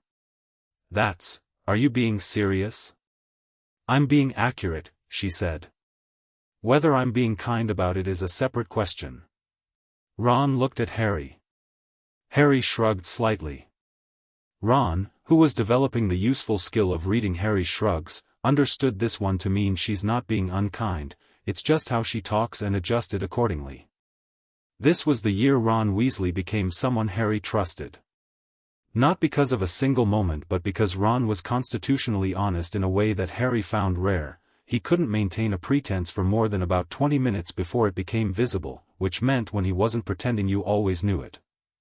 He also had a temper that ran fast and cooled fast and left no residue, which was fundamentally different from the Dursley variety of anger that ran slow and cold and accumulated. "He likes you," Daphne observed, one evening in the library. "I know," Harry said. "He doesn't quite know what to make of me. He's working on it. He calls me Greengrass when he's uncertain and Daphne when he's forgotten to be uncertain. The ratio is improving." Harry looked up from his essay. "You're tracking it." "I track most things. It's a habit." She didn't look remotely embarrassed about this. The chamber opened in October, announced by Mrs. Norris, and the message on the wall and the particular quality of school-wide fear that settles when something has happened that no one can explain. Harry stood in the corridor with the crowd and read the words, "The Chamber of Secrets has been opened. Enemies of the air, beware," and felt, at the base of his throat, the very distinct and visceral sensation of Parseltongue. Not speaking it. Feeling it. The language of serpents existed in him as a kind of resonance, and the magic that had written those words was in the same frequency. He didn't say anything. Not immediately. He waited until they were back in the Slytherin common room and he pulled Daphne into the corner by the window where the green light from the lake made everything look like it was underwater. "I can feel it," he said quietly. "The magic that wrote that." Her expression was very still. "Feel it how?" "The same way I feel Soul Brands. Wrong frequency but familiar." He pressed his lips together. "The Parseltongue. It's related to something in me. Not the same thing but connected." "Are you telling me you speak Parseltongue?" "I've never tried. I just know I could." Daphne processed this with the efficiency she processed most things that would have destabilized anyone else. "Salazar Slytherin," she said. The chamber was his. The language was his. "You're in his house, which means the hat felt the resonance." She paused. "The air is using something of Slytherin's. A relic. A vessel." "The diary," Harry said. "The diary. A beat. Where is it?" "Not yet introduced. Malfoy will introduce it.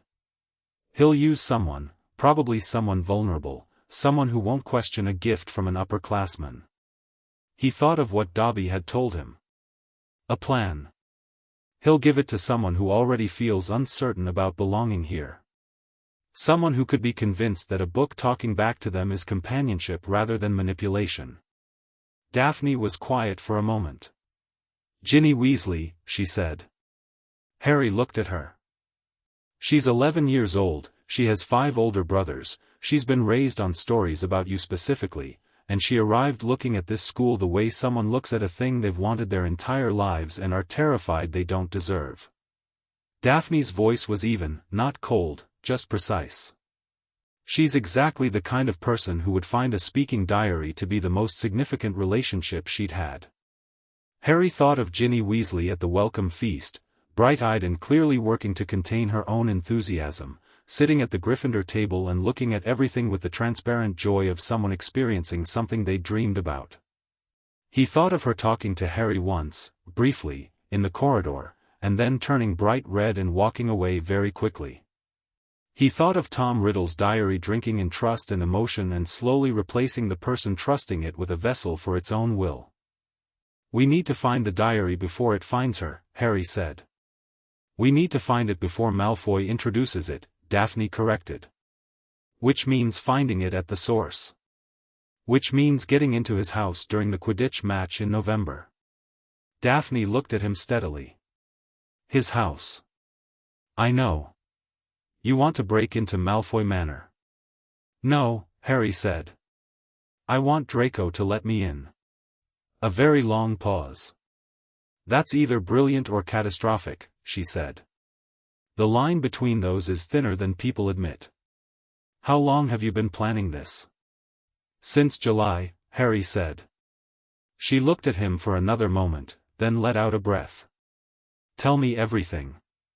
Draco Malfoy was, Harry had concluded over 14 months of careful observation, a fundamentally contradictory person. He had been trained since birth to value purity, power, and the particular social architecture his father had built, but he had also been given, by some accident of temperament, a genuine curiosity that didn't care about the bloodline of ideas. He would engage with concepts on their merits if he forgot himself. He was at his most honest in arguments, because arguing required him to actually think rather than perform. Harry had been arguing with him steadily since September of first year, and the arguments had been migrating, slowly and invisibly, from the territorial to the genuinely intellectual. He found Draco in the corridor after Quidditch practice in October, and he said, without preamble, "Your father is going to use you to deliver something to a first-year Gryffindor. An object. Probably this month or next." Draco's expression closed. "I don't know what you're—" "Yes you do. You don't know the details, but you know the shape of it. You've been waiting for the instruction." Harry looked at him steadily. "The object is dangerous, Draco. Not to you. To the person it's given to." "My father wouldn't, your father would," Harry said, not unkindly. "He would because he's been planning something since before Voldemort fell and he's been patient enough to wait 12 years for the right moment, and that kind of patience doesn't care about the person who delivers the package." He paused. "I'm not asking you to defy your father. I'm asking you to understand what you're being asked to do before you do it." Draco was very still. In the torchlight of the corridor he looked younger than he usually managed, the performance of confidence stripped down by something that might have been fear but looked more like the thing beneath fear, the realization that the world has been more complicated than you were told. "What is it?" he said. "A diary. It belonged to someone dangerous. It still is dangerous because the dangerous thing is inside it." Harry held his gaze. "I need to find it. Before it reaches the person your father intends it for." "What do you get from this?" "No one gets possessed by an old Dark Lord." Draco absorbed this. "If I help you," he said slowly, "and my father finds out, he won't. I don't need you to come with me.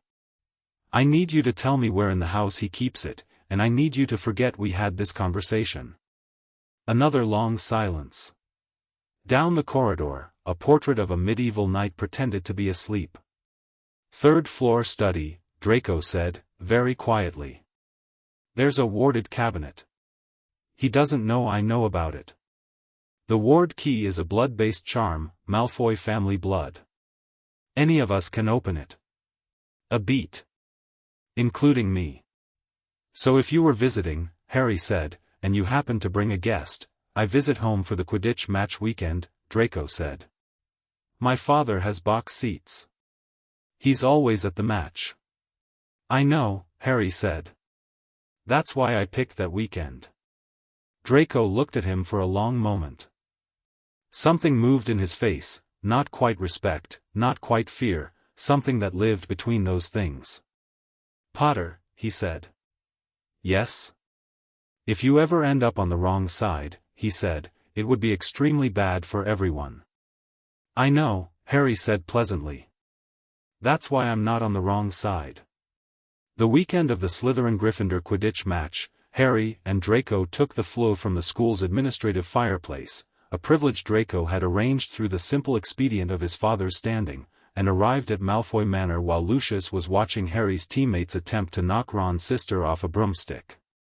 The manor was the architectural expression of Lucius Malfoy's worldview, large, cold, beautiful, ordered, everything in its precise place.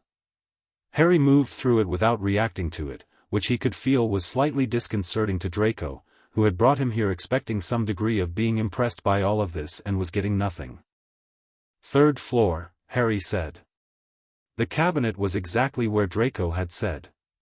The ward responded to Draco's blood, a small cut on his palm, pressed flat against the wood, and opened. The diary sat in the center of the shelf. Black cover. Ordinary looking. The absence of magical resonance from it was studied and deliberate, the magical equivalent of a room holding its breath. Harry picked it up. He felt, immediately and clearly, the personality inside it, pressing outward against the cover the way a hand presses against a closed door. Old. Intelligent. Patient. And underneath all of that, desperate with a desperation so old it had calcified into something almost indistinguishable from purpose. He'd brought a basilisk fang. This required explanation. In Soul Mechanics and Their Violation, there was a chapter on soul fragments and their vulnerabilities. The author, anonymous, clearly writing from experience, had noted that a soul fragment stored in an object was destroyed by a magical venom capable of breaking down enchanted structures at the cellular level, because the storage relied on the enchanted object remaining intact, and basilisk venom was the most complete destroyer of enchanted structure known to exist. The author had been describing it theoretically. Harry had taken it practically. He'd found a shed fang near the groundskeeper's pumpkins in September, which meant there was a basilisk already in the school, which meant the chamber was already open or nearly open, which meant the threat was already in motion. He'd pocketed the fang and said nothing to anyone about where he'd found it. He pressed the fang into the cover of the diary. The sound it made was not loud. It was more like the sound a bubble makes when it breaks, a small, complete ending. The book went black at the puncture and the blackness spread like ink in water until the whole cover was dark and still and the pressing quality was entirely gone. Draco, standing behind him, said nothing for several seconds. Then, "That's it? That's it." It looked like nothing. The most dangerous things usually do. Harry set the diary back in the cabinet, closed it, let Draco reseal the ward. The diary would sit there now, inert, unremarkable, just another object in Lucius Malfoy's collection. When the time came to introduce it to the girl with red hair, it would simply fail to do anything, and Malfoy would have no explanation for why. "He'll know something happened," Draco said. "He'll suspect. He won't be able to prove it." Harry looked at him. "And he can't confront you about it without revealing what the diary was." Draco was quiet for a moment.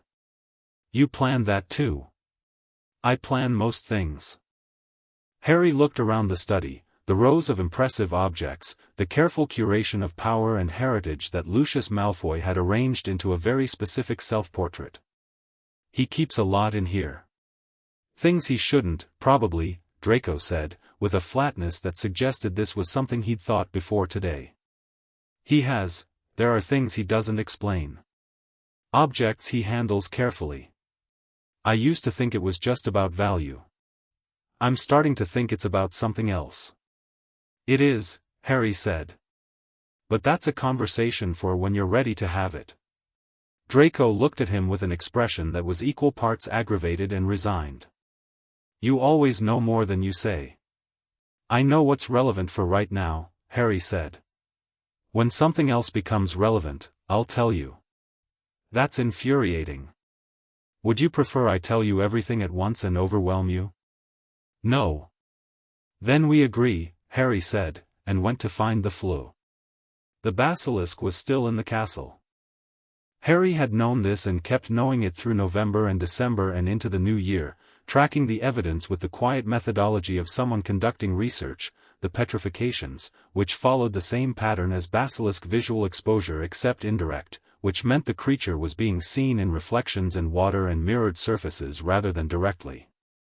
Hermione worked this out from the library and came to him in February with her conclusion written on a piece of paper because she'd apparently decided the paper was more convincing than the spoken word. He read it. "You're right," he said. "I know I'm right." "How long have you known?" "September." She stared at him. "You've known since September." "I knew there was a basilisk. I needed to understand how it was moving before I knew how to stop it." "Harry, people are getting petrified, I know. I'm trying to prevent the ones I can and contain the ones I can't." He looked at her steadily. I neutralized the thing it was being controlled through. The petrifications are random now, opportunistic rather than directed. Which is still bad but is significantly less bad than what was planned. Hermione processed this with the rapid efficiency of someone recalculating an entire situation from new data. The diary, she said. That's what you were doing at the start of term. You said you had something to check. Yes. You could have told me. I could have, he agreed. I'm sorry I didn't. She looked at him in the particular way she looked at him when she was deciding whether to be genuinely angry or to redirect that energy into something more productive. She chose redirection, as she usually did. The basilisk is still moving through the castle. We need to find the chamber and either neutralize or relocate it. Yes, Harry said. I know where the chamber is. How? Parseltongue, he said. Another long pause. I see, Hermione said carefully. Does it change anything? She considered this with honest seriousness. It's a hereditary magical trait associated historically with dark wizards, she said, and in a rational world that association would be recognized as correlation rather than causation, and your possession of it would simply be a useful skill. She paused. We do not live in a fully rational world. No, Harry agreed. But we live in this one. Then the chamber, she said. Where? He told Daphne that night. Her reaction was characteristically measured. I want to come. I know. You're going to tell me I'm the contingency. You are the contingency. You're also, he stopped, found the right words. You don't have Parseltongue. The entrance won't open for you. And I can't have you in there not being able to follow me if something goes wrong. She was quiet. The green light from the lake moved across the floor of the common room between them. I hate this, she said. I know. I hate it specifically because you're right. I know that too. She looked at him and he looked back, and there was a long moment where something passed between them that neither of them had fully named yet, but both of them recognized as a permanent feature of whatever this was. Come back, she said, the same words as last year, carrying the same weight but more of it.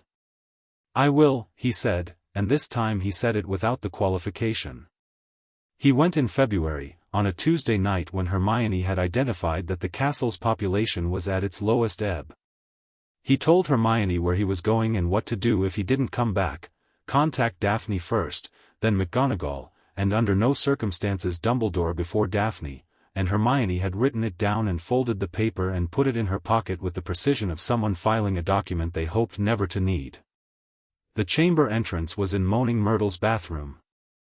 He said the word, open, in the language that lived under his regular voice, and the sink moved, and he went down. The chamber itself was ancient. The kind of ancient that sits in your chest when you stand in it, not oppressive, just old, the way very old forests feel old. The stone serpents on the columns looked at him with the particular quality of things that have been waiting for something without knowing what it was. The basilisk was massive and slow in the cold of the chamber, coiled at the far end near the statue of Slytherin. Harry could feel it, not affection, exactly, but something in his magic recognized the snake the way it recognized the Parseltongue, as a resonance in the same frequency. He spoke to it. Not commands. Not orders. He simply spoke, the way you speak to something intelligent when you want it to understand rather than comply. He said that the school above was full of children and that the thing it was being used for was over, that the vessel that had controlled it was destroyed, that it was no longer bound to the purposes of someone who wasn't coming back. He said there was a forest nearby with no people in it, if it preferred open spaces. He said the chamber would remain open if it chose to stay, but that the petrifying would have to stop because he wasn't going to let it continue. The basilisk regarded him for a long time with its eyes closed. It had closed them when he'd entered, which he had taken as a good sign, its tongue tasting the air. Then it said something in the slow, vast Parseltongue of a very large, very old snake, which roughly translated to, "You smell like the old ones." "I know," Harry said, in the same language. "This is not the school's fault," the basilisk said. "I was given instructions." "The instructions are gone," Harry said. "You can make your own choices now." The snake was quiet for a long time. Then, "I will stay. The pipes are warm. I will not hunt in the upper world." "I appreciate that," Harry said. He climbed back out. He sealed the entrance behind him. He went back to the dormitory and slept for 9 hours and woke up feeling the particular lightness of someone who has been carrying a weight for months and has finally set it down somewhere sensible. He told Daphne at breakfast. She listened to the whole thing and then said, "You negotiated with a 1,000-year-old basilisk." "I communicated with one. It was more of a mutual acknowledgement than a negotiation." "You communicated with a 1,000-year-old basilisk that could kill with eye contact." "It kept its eyes closed." "Because you asked." "Because it chose to," Harry corrected. "There's a difference." She looked at him for a moment. Then she put a piece of toast on his plate and poured him tea with the quiet efficiency of someone who has decided that a response doesn't need to be verbal. Harry ate the toast and thought that this, specifically, someone pouring him tea without making it mean anything except that he looked like he needed tea, was one of the best things that had happened to him in his life.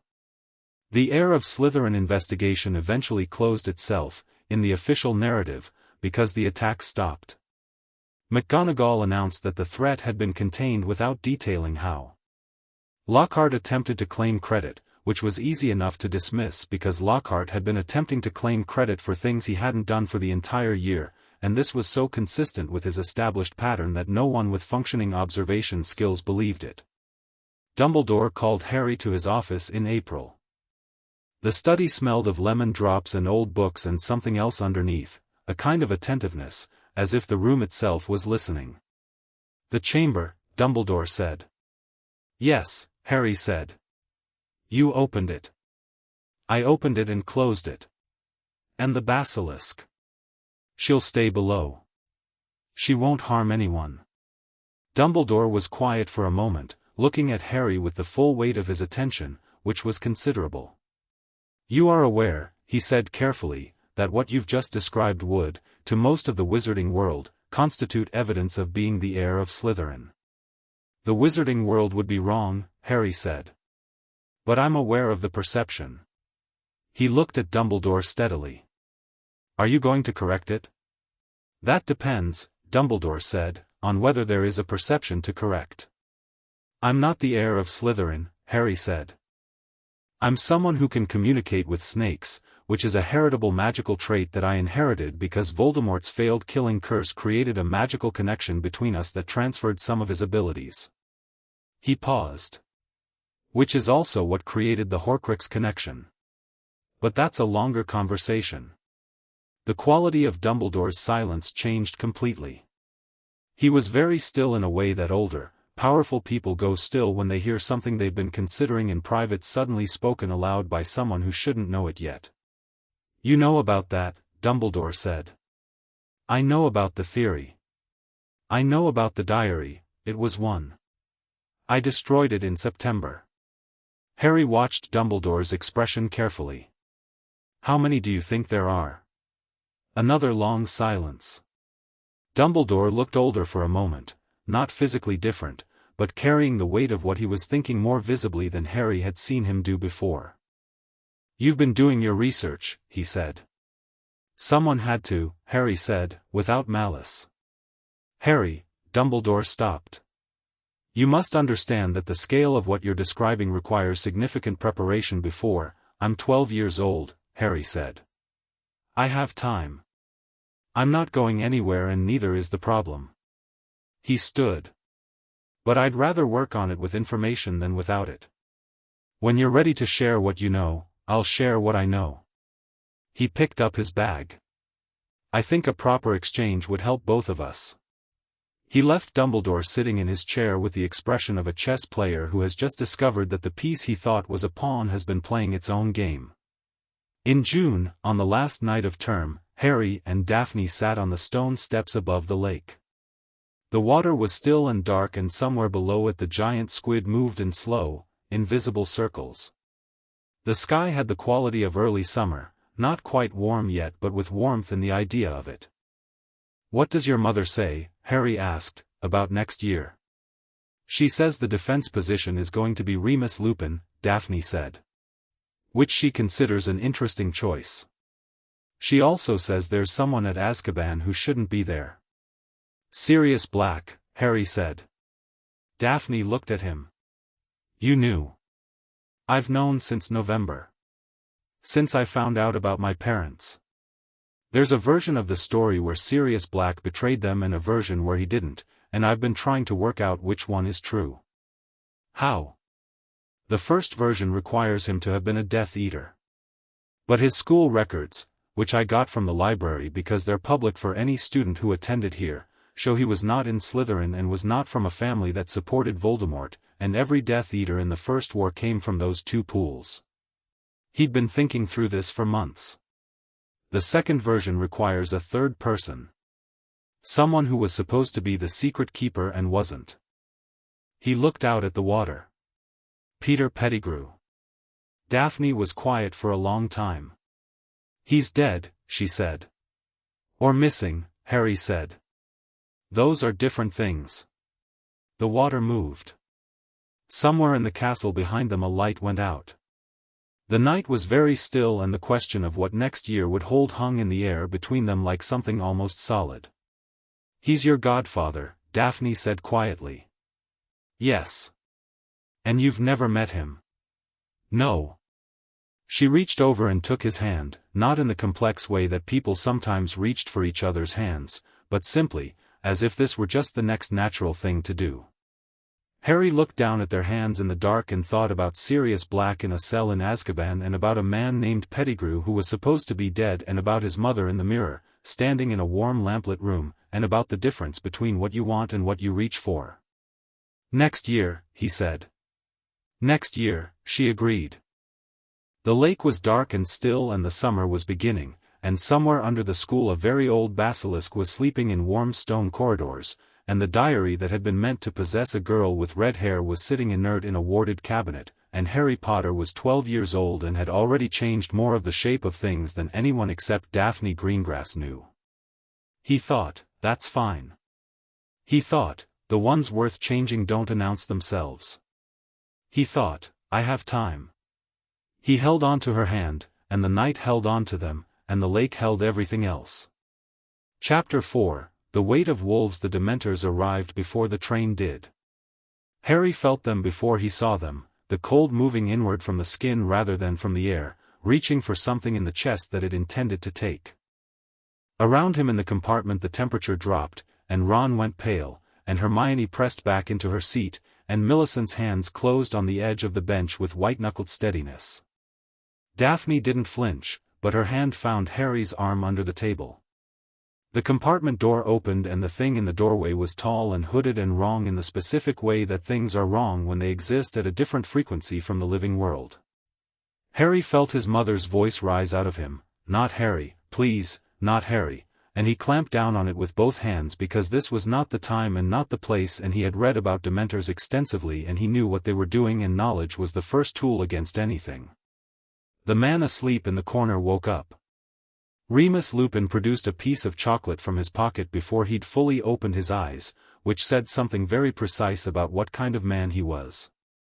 He spoke to the Dementor with the calm authority of someone who had learned that Dementors respond to resistance and that projecting certainty was the first layer of that resistance. The Dementor withdrew.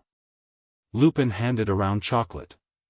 His eyes moved across the compartment and landed on Harry with the expression Harry had seen on Daphne Greengrass in the alley 3 years ago, not the recognition of fame but the recognition of something specific, something that required recalibration. "Eat the chocolate," Lupin said. "It helps." "I know," Harry said.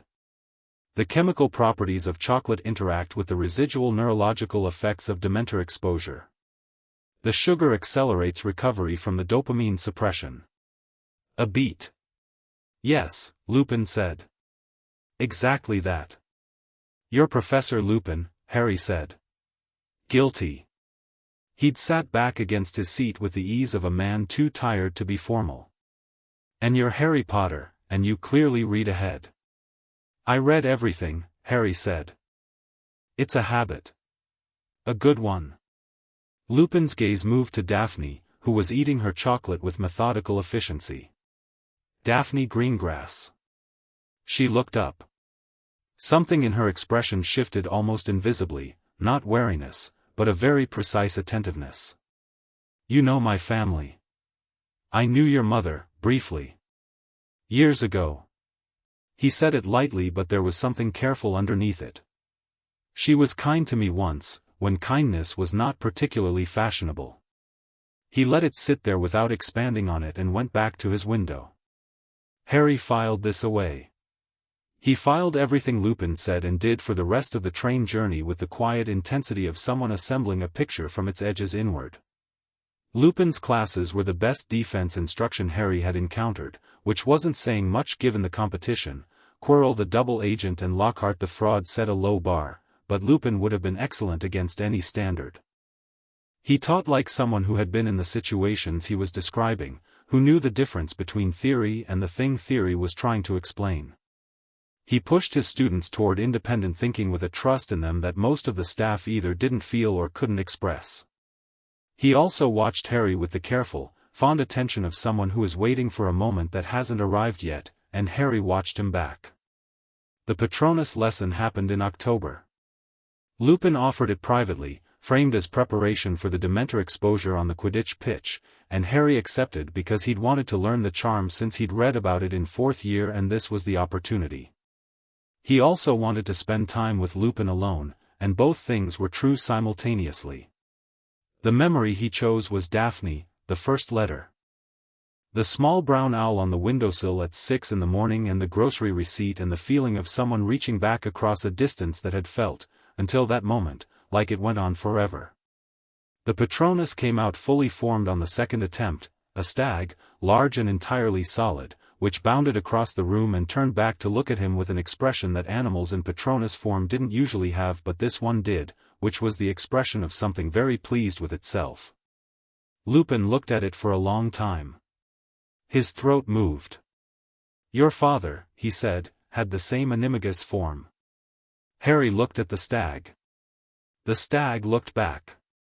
I know, Harry said, because he'd read about the marauders in the restricted section last year. You know. James Potter, Sirius Black, Peter Pettigrew. Animagi. They did it illegally in 5th year to support a friend who was a werewolf. He paused. You were the werewolf. Lupin sat down slowly. The Patronus dissolved. The room was quiet. How long have you known, he said. Since the train. The chocolate in the pocket. A man keeps chocolate within arm's reach when he knows from experience what Dementors do, and the timing was practiced. The way you spoke to it. The tired quality you have, that's about more than a hard journey. Harry looked at him. The way you looked at me when you woke up. How did I look at you? Like you'd been waiting to, Harry said. Like something you'd thought about had finally walked through a door. Lupin was quiet for a long moment. Outside the window the grounds were autumn-colored and the light had the low sideways quality of late October, and in it Lupin looked like a man carrying a very old weight and finding it slightly lighter than usual. You're a great deal like him, he said. My father? Both of them. You have his face and his hair and the way he stood when he'd already won an argument and was waiting for you to realize it. But, he stopped. There's something in how you move through the world that's your mother. The patience. The way you watch before you speak. Harry sat down across from him. Tell me about Sirius Black, he said. Lupin told him. Not everything, there were things he clearly wasn't ready to say, edges he approached and then steered carefully away from, but the shape of it came through. James and Sirius, inseparable from the first day. The loyalty that had run so deep it looked like something elemental rather than something chosen. The way the war had changed everyone, stripped things down to the essential, and what Sirius had been at the essential was someone who would have walked into fire for James Potter without being asked. He didn't betray them, Harry said. Lupin's expression was complex. Not surprise, something older. I believed he did for 12 years, he said. I wanted to believe it. Because the alternative required, he stopped. If Sirius didn't do it, then someone I thought was dead is alive. And if that's true, then Sirius has been in Azkaban for a crime he didn't commit for 12 years, and his voice was steady but the steadiness was work. I didn't look more. Chapter 5, The Tournament of Fire. The Quidditch World Cup was Daphne's idea. Not the attending, that was inevitable, the kind of event that pulled the entire wizarding world into one field for a weekend and made refusal feel like a political statement. But going with Harry specifically, rather than with her family, was her idea, delivered in a letter at the start of August with the characteristic Daphne quality of presenting a decision as if it had already been made and she was simply notifying him. My father has seats in the ministry box. I am not sitting in the ministry box for 5 hours surrounded by people who think I should be charmed into agreeable conversation. I would rather sit in the general stands with you and Ron Weasley and whoever else is going, provided you're going. Are you going? Harry was going. Sirius had arranged it. Sirius, who had been free since June, technically on the run since Pettigrew had escaped, which was the one part of last year that had ended badly, the rat slipping through in the chaos of a full moon and a time paradox and the law's inability to move as fast as a desperate man. But Sirius free in spirit in a way that 12 years of Azkaban hadn't completely broken, Sirius writing letters with the slightly unsteady joy of someone relearning how to do a thing they'd thought was gone forever, Sirius sending Harry a firebolt that was somehow both a gift and an apology for every birthday missed. They wrote to each other every week. Sometimes twice. The letters started formal, both of them feeling their way toward a thing neither had practice with, and then loosened gradually into something more real. Sirius wrote like a man who had a great deal stored up and was letting it out in careful portions, and Harry read every word and wrote back with the same care, and by August it felt like something that had always been there but had simply been in a locked room. He wants to meet you properly, Daphne had written in July. You can see it in how he writes about you to Lupin. Lupin told my mother. Your mother talks to Lupin? They correspond. She told you she knew him on the train. She said she was kind to him once. She was. She's kind to people the world isn't kind to. She's careful about it because my father wouldn't understand. But she does it anyway. Harry thought about this for a while. Then he wrote, she taught you that. The reply was a long time coming, which meant Daphne had sat with it before answering. When it came, she taught me that kindness is a strategy. It took me a while to realize she didn't entirely mean it that way. I think she started saying it like that so my father wouldn't question it, and then I think she started to wonder which came first. What do you think? I think she's the kindest person I know and she'd be embarrassed if I said so. So I don't. But you just said so to me. You're different, she wrote. You don't count. He'd read that line 4 times and then put the letter in the box under his bed where he kept all of them, and lay on his back and looked at the ceiling and thought about what it meant to be someone's exception. The World Cup was Ireland and Bulgaria and Victor Krum, who played seeker with a concentrated physical grace that was impressive in the entirely objective way that excellence in anything is impressive. Harry watched him from the general stands, he, Daphne, Ron, Hermione, Millicent, and the entire Weasley family compressed into a section of standing space that had been specifically designed for people who liked each other, and thought about technique. Daphne watched the crowd. Fudge has been shaking hands for 40 minutes, she said, during a Bulgarian penalty. He's moving counterclockwise through the international box. He won't reach the Malfoys for another 20 minutes. You're watching the politics instead of the match, Ron said. I'm watching both. I have good peripheral vision. She tilted her head. Krum just changed his flight pattern. He's not chasing the snitch. He's creating the impression of chasing it to pull the Irish seeker off position. Ron looked at the pitch. How do you, oh. He is, isn't he? He's been doing it since the second half. He doesn't intend to catch it until Ireland has the point lead he thinks they need. How do you know what point lead he thinks they need? I've been watching how he plays the margins. She glanced at Harry. Do you want to play like that someday? I already do, Harry said. She smiled, the actual one, not the almost one. Ron looked between them with the expression he'd been wearing for about 3 months now, which was the expression of someone who had correctly identified a dynamic and was choosing not to name it because naming it would require him to have feelings about it. Ireland won. The chaos afterward was joyful in the way that large crowds are joyful, loud and slightly overwhelming and not caring about individual responses to it, just rolling over everything in its path. The Weasley twins had bet on Ireland to win by exactly 170 points, which was insane and correct, and they moved through the post-match crowd with the particular delight of people who are rich for the first time and haven't decided yet what that means. Harry was walking back toward their tent when he felt it, the shift in the crowd's quality. Not joy anymore. Something colder. The screams that started at the far end of the campground had a different texture from the celebration screams that had been running all evening. He stopped. Daphne stopped beside him. Death Eaters, she said. Flat. Certain. How many? Enough to organize this.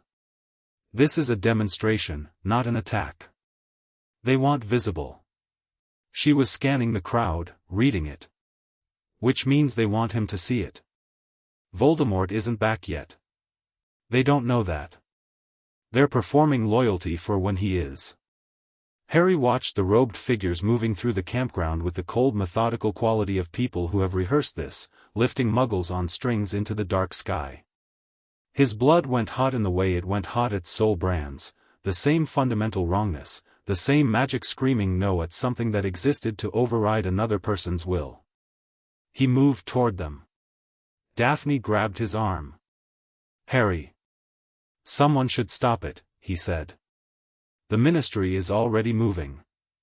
She pointed, and she was right, the purple-robed officials were coming in from 3 angles with enough numbers to handle it. You running in alone does nothing except make you a target and give the people doing this a more interesting story. Her grip on his arm was firm. You're not a reaction. Don't let them make you one. He stopped. He breathed. The hot quality in his blood cooled by 2 degrees. You're right, he said. I know. She didn't let go of his arm. When we get back to Hogwarts and you're planning something instead of reacting to it, I'll stand back. But not here. Not like this. I know, he said. I know. She released his arm. They watched the ministry handle it, not elegantly, not without chaos, but with the sufficient force of an institution that is larger than the people currently trying to embarrass it. The dark mark went up in the sky afterward, green and luminous and deliberate, and Harry looked at it and thought, someone wanted us to see this. Not us specifically. All of us. The world. Message, he said. Announcement, Daphne said. He's coming back. They're telling everyone who cares to know. How soon? She looked at the mark in the sky. Before we finish school, she said. I think we all know it. Hogwarts in 4th year had a different gravity from the years before, fuller, louder, more porous, as if the usual boundaries had developed gaps. The Beauxbatons students came first, a long line of blue-robed figures with Madame Maxime at their head, and the school watched from the steps in the way schools watch things, with the performance of dignity over the actual thing, which was frank curiosity. Harry saw Fleur Delacour when she came off the carriage, and he recognized immediately what he was seeing because he'd read about it and had experienced the lower-frequency version in the Gringotts lobby 6 years ago. She was 17 and fully Veela descended, and she moved through the air with the quality of something that has learned to manage its own effect on the world through long practice, not suppressed, not performed, just navigated. She met the eyes of no one in particular and the eyes of everyone in general, and Harry could feel the harmonic in the back of his skull like a note played on an instrument in an adjacent room. He also felt something else. Something that made him go still in the same way he went still in front of a warded cabinet or a mirror that showed you what you wanted. He felt the absence where something had been, a cut, a vacancy, a brand that had been burned off and left scar tissue, and the scar tissue recognized him the way healed wounds sometimes recognize weather. She looked at him. Not the general everyone look, but directly, specifically, with a focus that cut through the Veela harmonic and reached something more particular. Her expression was startled in a way she'd trained herself not to show but hadn't entirely succeeded. He nodded at her slightly. She looked away. Daphne, who had been standing beside him, said nothing until they were inside. Then, she felt it. Yes. The brand that's not there anymore. The one I burned off when we were 8, Harry said. I've been wondering since July whether she'd feel the residue. He paused. I didn't know it was her specifically. I just knew I'd cleared someone in that bank. Now you know. Daphne's voice was even. She'll want to talk to you. Probably. She's 17 and beautiful and entirely aware that every person in this castle is currently recalibrating their thought processes because of her natural magic. She looked directly at me instead, Harry said. Which is the opposite of the usual problem. Daphne was quiet for a beat. Then, yes. I noticed that. Another beat. She'll want to talk to you. You said that already. I'm saying it again because I want you to know that I've noticed that too, and I'm deciding how I feel about it. Harry stopped walking and turned to face her. Daphne. She met his gaze with the particular look she used when she was being honest and trying not to make it easier than it actually was. I'm not asking you to not talk to her, she said. I'm telling you I'm aware of the situation, which is different. I don't do jealousy well. I find it embarrassing. So I'm naming it before it gets complicated. It's not complicated, Harry said. It will be complicated. She knows you did something to her. She'll want to understand it. Understanding it will involve spending time with you. She held his gaze. I'm just saying, I know. Daphne, Harry said again, more quietly. What? You're the person I write letters to, he said. You're the person I plan things with. You're the person who told me I'm not a reaction. Everything else is simpler than you're making it. She looked at him. The entrance hall around them was full of moving students and she was very still in the middle of it. Then she said, all right. All right? All right, she repeated. Not a concession. A decision. Fleur found him in the library on a Wednesday in mid-October. She sat down across from him without asking, put both hands flat on the table, and said, in the direct way of someone who has decided that social navigation is a waste of time she doesn't have, you were in Diagon Alley in the summer of 1988. Yes, Harry said. Gringotts Bank. You were 8 years old. Yes. Something happened to me in that bank. Her English was precise and slightly formal and carried the exact weight she intended every word to carry. I have thought about it for 6 years. I felt something, removed. Like a knot being cut loose.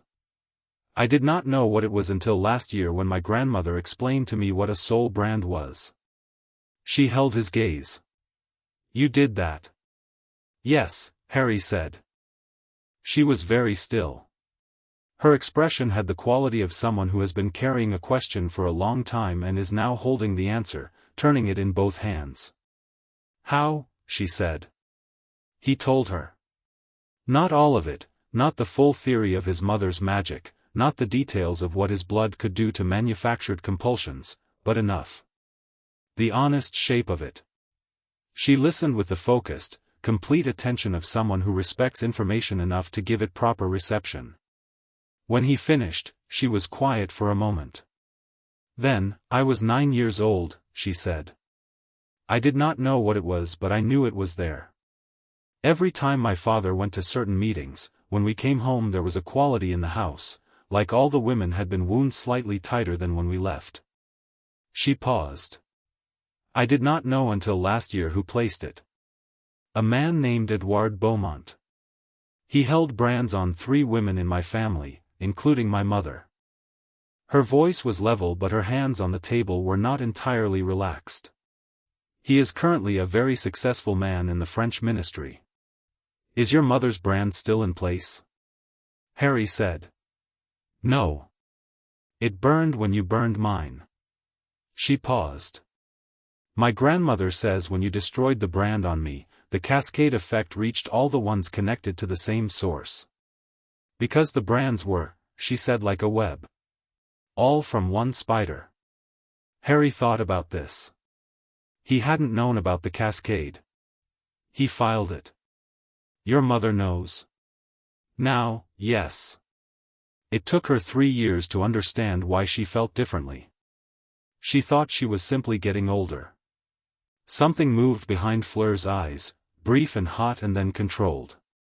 She wasted 3 years being confused about her own mind because a man used her as a political asset. I'm sorry, Harry said. Don't apologize. It's not your fault. She looked at him with the directness of someone removing any ambiguity from the room. I want to understand what you did and how. Not to replicate it. Because I want to know if it can be done deliberately. What do you mean? I mean, you did it by accident at age 8. If you can do it on purpose, deliberately, to soul brands that are currently in use, she let the implication sit. Harry looked at her. You're talking about every brand currently active in the wizarding world. I'm talking about every brand currently active in Western Europe at minimum. She said it without flinching. Beaumont is not the only one. The practice is, it is common among certain families. French, British, German. Old blood families who have been managing women and political assets this way for generations. Her jaw was very still. If you can do this deliberately, you have the most useful ability I have ever heard described. I've been thinking about the same thing, Harry said. For 2 years. She looked at him differently then, recalibrating, the same shift his mother's magic seemed to produce in everyone who encountered it properly. You've been planning. Planning requires information I don't fully have yet. I've been preparing. He paused. I'd be glad of your help. Fleur Delacour regarded him for a long moment. Then she sat back, and something in her posture settled, and she looked like someone who had just found the thing they'd come here looking for. Tell me what you need, she said. The Goblet of Fire chose 4 champions on Halloween, and Harry's name came out of it, and the Great Hall had the particular quality of a room full of people who have simultaneously been surprised and who are each responding to the surprise according to their particular character. Ron's face did the thing where his internal processing was entirely visible, cycling through confusion and excitement and a darker, more private feeling that Harry recognized as the thing Ron had been managing since first year, the being one of 7 and not the interesting one. Hermione's expression was pure analytical concern. Daphne, across the hall, was already thinking 3 steps ahead, he could see it in the stillness of her face. He was 14 years old. The tournament rules said 17. Someone had entered his name with the intent that he should compete, and the goblet's ancient magic didn't care about intent, only completion, and the contract was binding. He went up to the antechamber because he had to. Dumbledore, Karkaroff, Madame Maxime, Crouch, Bagman, the room was full of important people performing important responses to an unprecedented situation, and Harry stood in the middle of it and looked at their faces with the patient attention he'd learned from his mother, which was the attention that reads the room before it engages with it. I didn't enter my name, he said, when Dumbledore asked.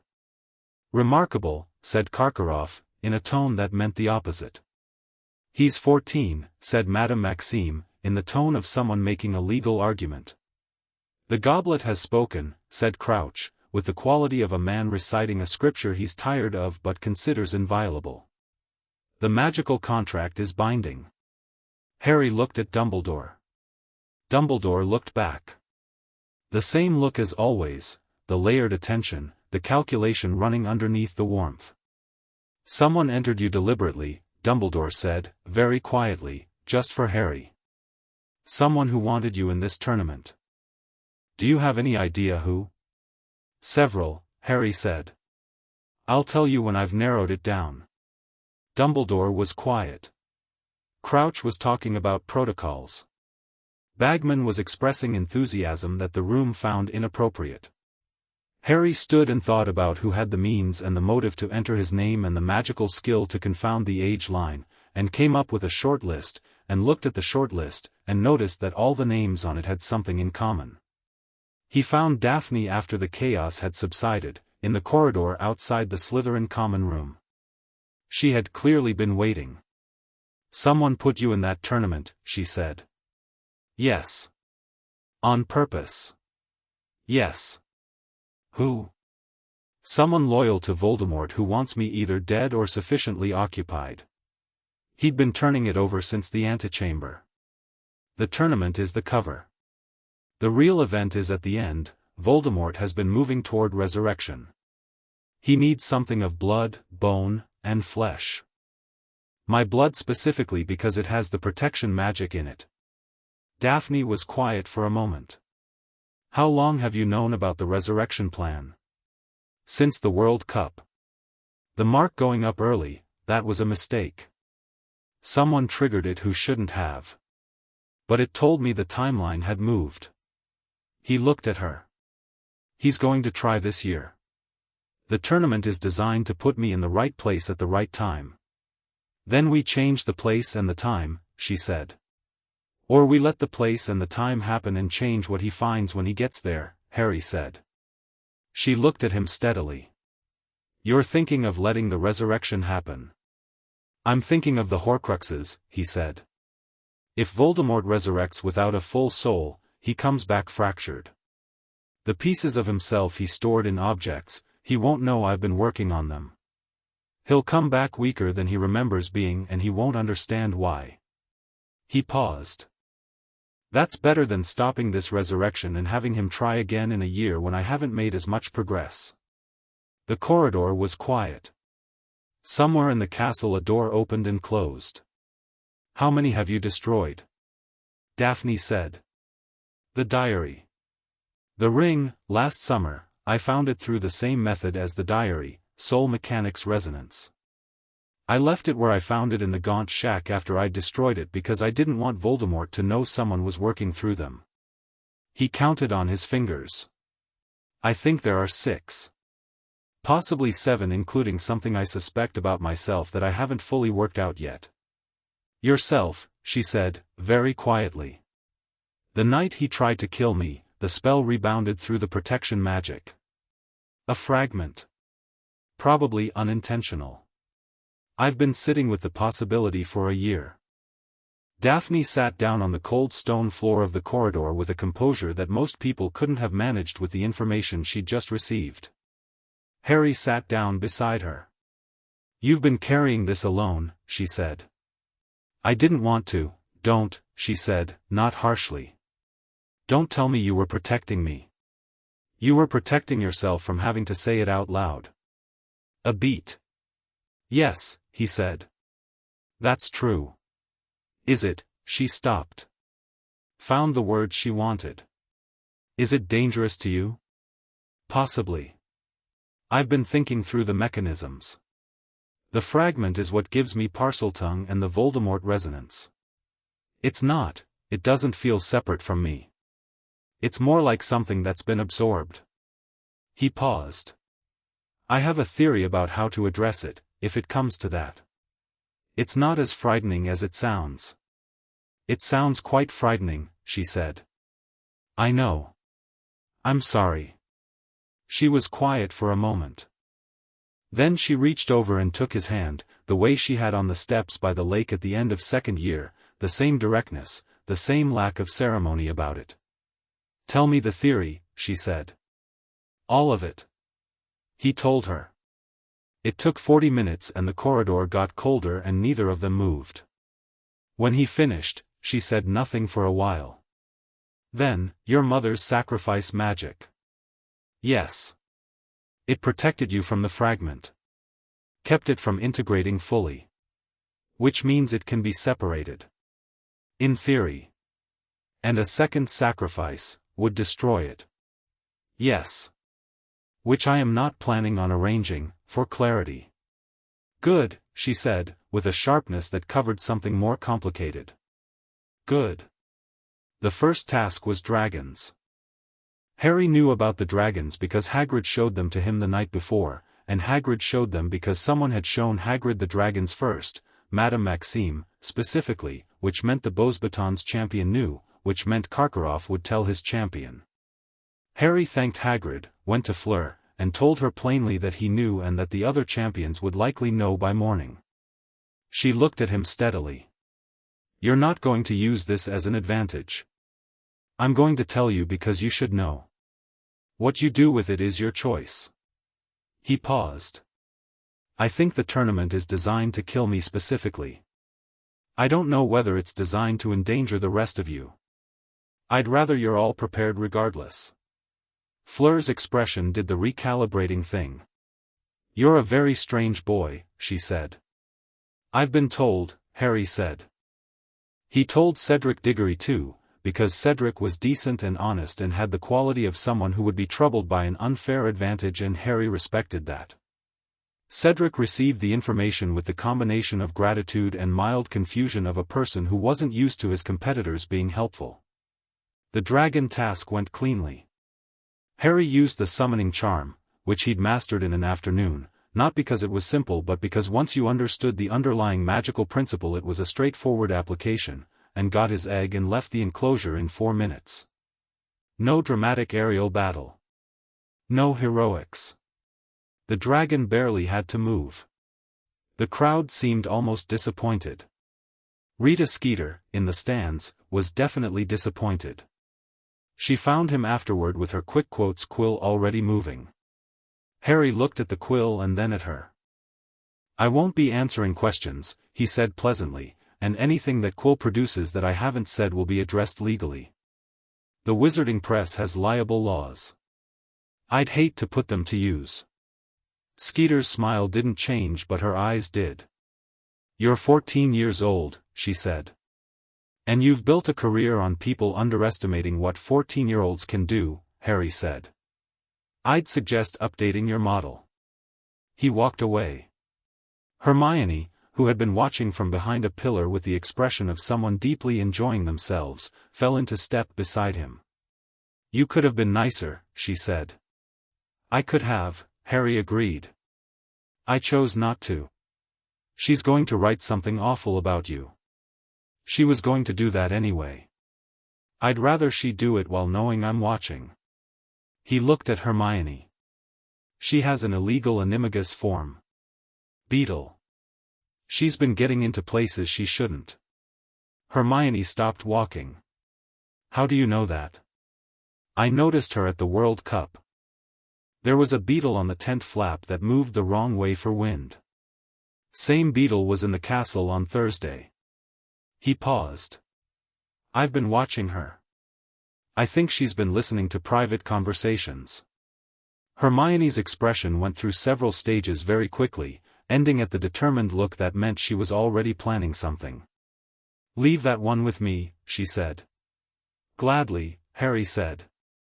The Yule Ball was, as Hermione said with the resigned accuracy of a person who has accepted a situation they didn't choose, inevitable.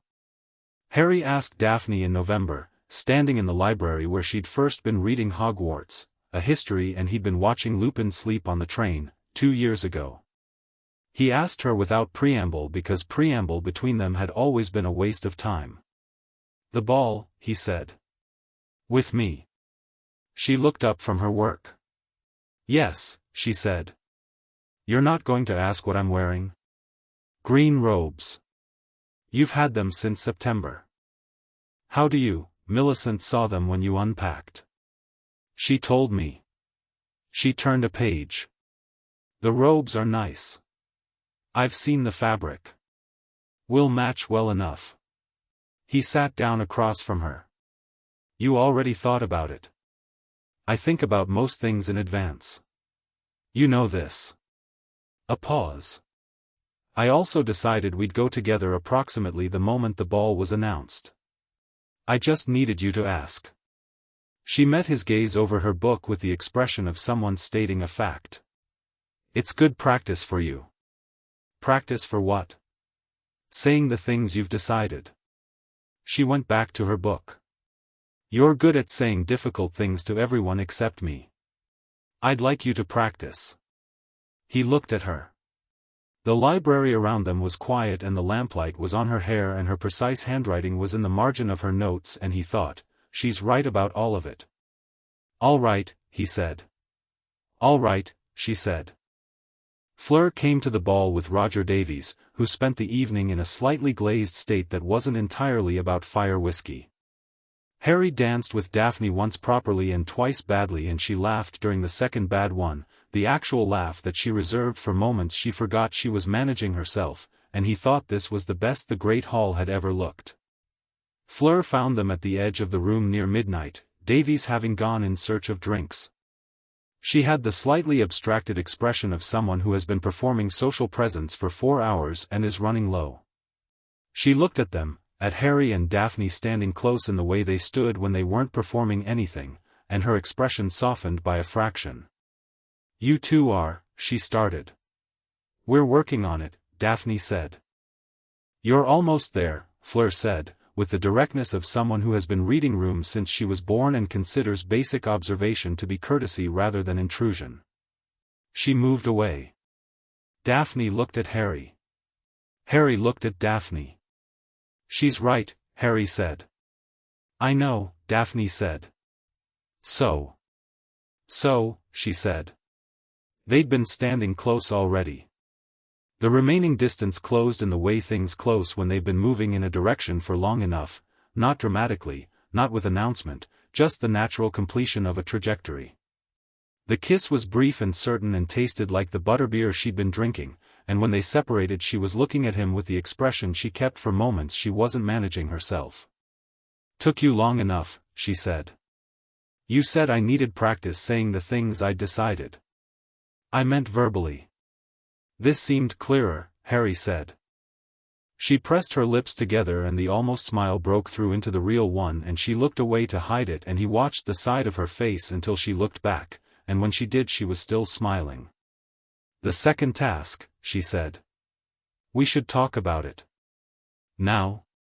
We're always working, she said, but her hand found his, the same easy certainty as always, and she held it while she talked tactics, and Harry listened and planned and thought that this, specifically this, was the thing the mirror had been showing him. Not his parents in a warm room. This. The second task was underwater. The thing they'd take was the thing he'd miss most. Harry had worked this out in December, which meant he spent January deciding how to handle the ethics of it before he decided how to handle the logistics. He went to Daphne on the 1st of February. They're going to put you underwater, he said. She looked at him. I assumed. You knew? I suspected. I'm the obvious choice. She said it without drama, just the even assessment of the situation. What are you planning? Gillyweed. I know where Neville Longbottom keeps his herbology notes, and I know the Hogwarts greenhouses have it in stock. The ethical question is whether I go down there and simply get you back or whether I take the task seriously and compete. The task is designed to be emotionally manipulative, she said. They put people you care about in the lake and then rank you on how quickly you retrieve them. It's actually quite horrible when you say it plainly. It is. Get me back, she said. Don't perform for their benefit. The time limit is an hour. I can be back in 20 minutes if I don't waste time. Then don't waste time. The judges will penalize me for not engaging with the spirit of the task. She looked at him steadily. Do you care? No, he said. Then we agree, she said. He did it in 18 minutes. He went down, found her, cut her free, surfaced. He was so far ahead of time that the judges didn't know what to do with it. Dumbledore was watching from the judge's platform, and his expression was the expression he'd worn since Halloween, which was the expression of someone watching a river choose its own course and finding the chosen course different from every model he'd prepared. Fleur's person hadn't been retrieved, she'd been chased off by Grindylows, and Harry went back for her little sister because the little girl was 8 years old and shouldn't be on the lake bed because someone needed a dramatic prop. He surfaced with 2 people, which hadn't happened before in the history of the task, and handed Fleur's sister to Fleur, who took her with the trembling controlled quality of someone who has been very frightened and will not be showing it. "Thank you," Fleur said, very quietly. "Don't mention it," Harry said. The judges gave him high marks for what they termed exceptional moral fiber, which Daphne said afterward was the funniest way anyone had ever described doing an obvious thing. The third task arrived in June with a maze and hedges and the particular quality of a situation moving toward its arranged conclusion. Harry had spent 3 months preparing for it, not just the physical challenges but what came after. He'd told Dumbledore, in April, everything he knew about the resurrection plan. Dumbledore had listened with the complete attention of a man receiving intelligence briefing, and his expression at the end had been complicated in a way Harry had learned to read as "I knew most of this but not all of it, and the parts one didn't know are changing my calculations." "The port key will be the cup," Harry said. "It'll take me to a graveyard. Voldemort needs my blood. I'll give it to him." Dumbledore had been very still. "Harry, I'll give it to him because refusing means prolonged torture and the same outcome, and because my blood carries my mother's protection magic, and when he takes it into his new body he takes the protection into himself." Harry looked at him steadily. "Which means I can touch him. Which means he's no longer protected from me in the same way I was protected from him." Another long silence. "You've thought through this extensively," Dumbledore said. "I've thought through it since second year," Harry said. "I've just been waiting until the information was complete enough to share. You could have come to me sooner." "I could have. You would have managed it." The bluntness landed. Dumbledore didn't flinch, he absorbed it with the grace of a man who knew when something true had been said. "You don't trust me not to manage you," he said. "I trust you not to mean me harm," Harry said. "I don't trust you not to decide what's best for me without asking."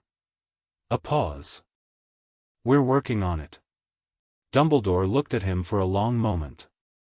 Then he said, with the genuine warmth that Harry had always believed was real even when it was inconvenient, "Your mother was the same.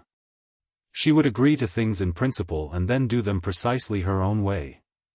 She had good instincts," Harry said. "Yes," Dumbledore said. "She did." The maze was dark and full of creatures and curses and the particular disorienting quality of magical hedges that rearranged themselves when you weren't watching. Harry moved through it efficiently.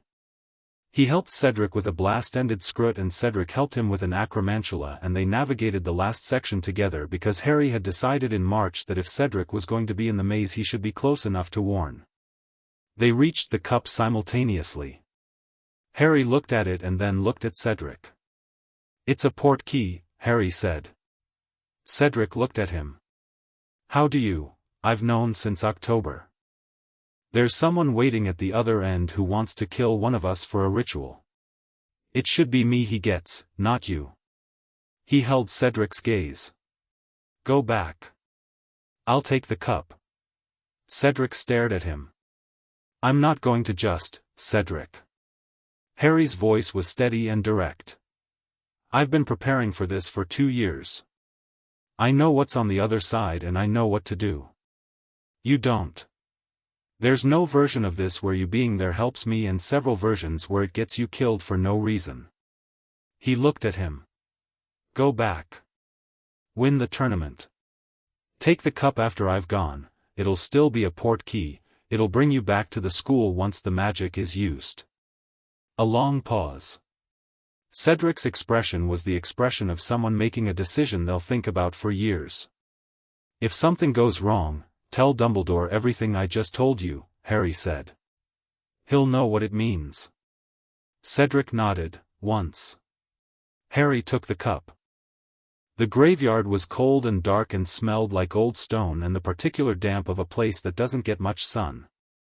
Wormtail was there, and the small terrible form of Voldemort in his temporary vessel, and the cauldron, and the whole machinery of resurrection laid out with the patient precision of someone who had been planning this for more than a decade. Harry stood in it and breathed and felt his mother's magic in his blood running warm and steady like a fire in a hearth, and he thought, this is what it was for. This moment. This choice. He didn't fight the resurrection. He stood and let it happen, and when Voldemort rose from the cauldron in the body he'd built, tall, pale, terrible, full of the cold authority of someone who has never needed to perform power because they've always had it, Harry looked at him without any of the fear the situation was designed to produce. Voldemort looked back. He felt, immediately, the change in the protection magic, the way taking Harry's blood had absorbed the sacrifice enchantment, the way the shield he'd expected to rebuild had become the architecture of his own vulnerability. His expression shifted into something almost curious. "You planned this," Voldemort said. "Yes," Harry said. "You let me take your blood." "Yes." "Why?" "Because you're going to die eventually," Harry said, "and I'd rather it be on terms I've chosen than terms you've arranged." He looked at Voldemort the way he looked at problems, fully, directly, without the distance of pretense. "You're also not complete. You know that. You can feel the missing pieces." The pale face was very still. "What do you know about that?" "More than you'd like." Harry reached, with the part of him that burned away soul brands, with the part his mother had built and that he'd inherited and that ran in the frequency of her sacrifice, and he felt the fragment in Voldemort's new body, the piece of soul that had been stored in him, the one that had been sitting in Harry's own blood for 13 years, and he let it recognize itself. "The piece you put in me," Harry said. "It's been mine for 13 years. It knows me better than it knows you now." Voldemort raised his wand. Harry raised his. The connection between their wands when they met was exactly what the book said it would be, priori incantatem, the shared core resonating, the golden thread, and Harry fed his mother's magic into it with both hands and everything he had. The graveyard filled with light. The Death Eaters fell back. The echoes of the dead walked out of Voldemort's wand, and his father was there, and Cedric's near-miss version, and others Harry didn't know, and the last one was his mother, who looked at him with his own eyes and said, "You've done so well, sweetheart, now run." He ran. He took the cup. He came back to the maze entrance.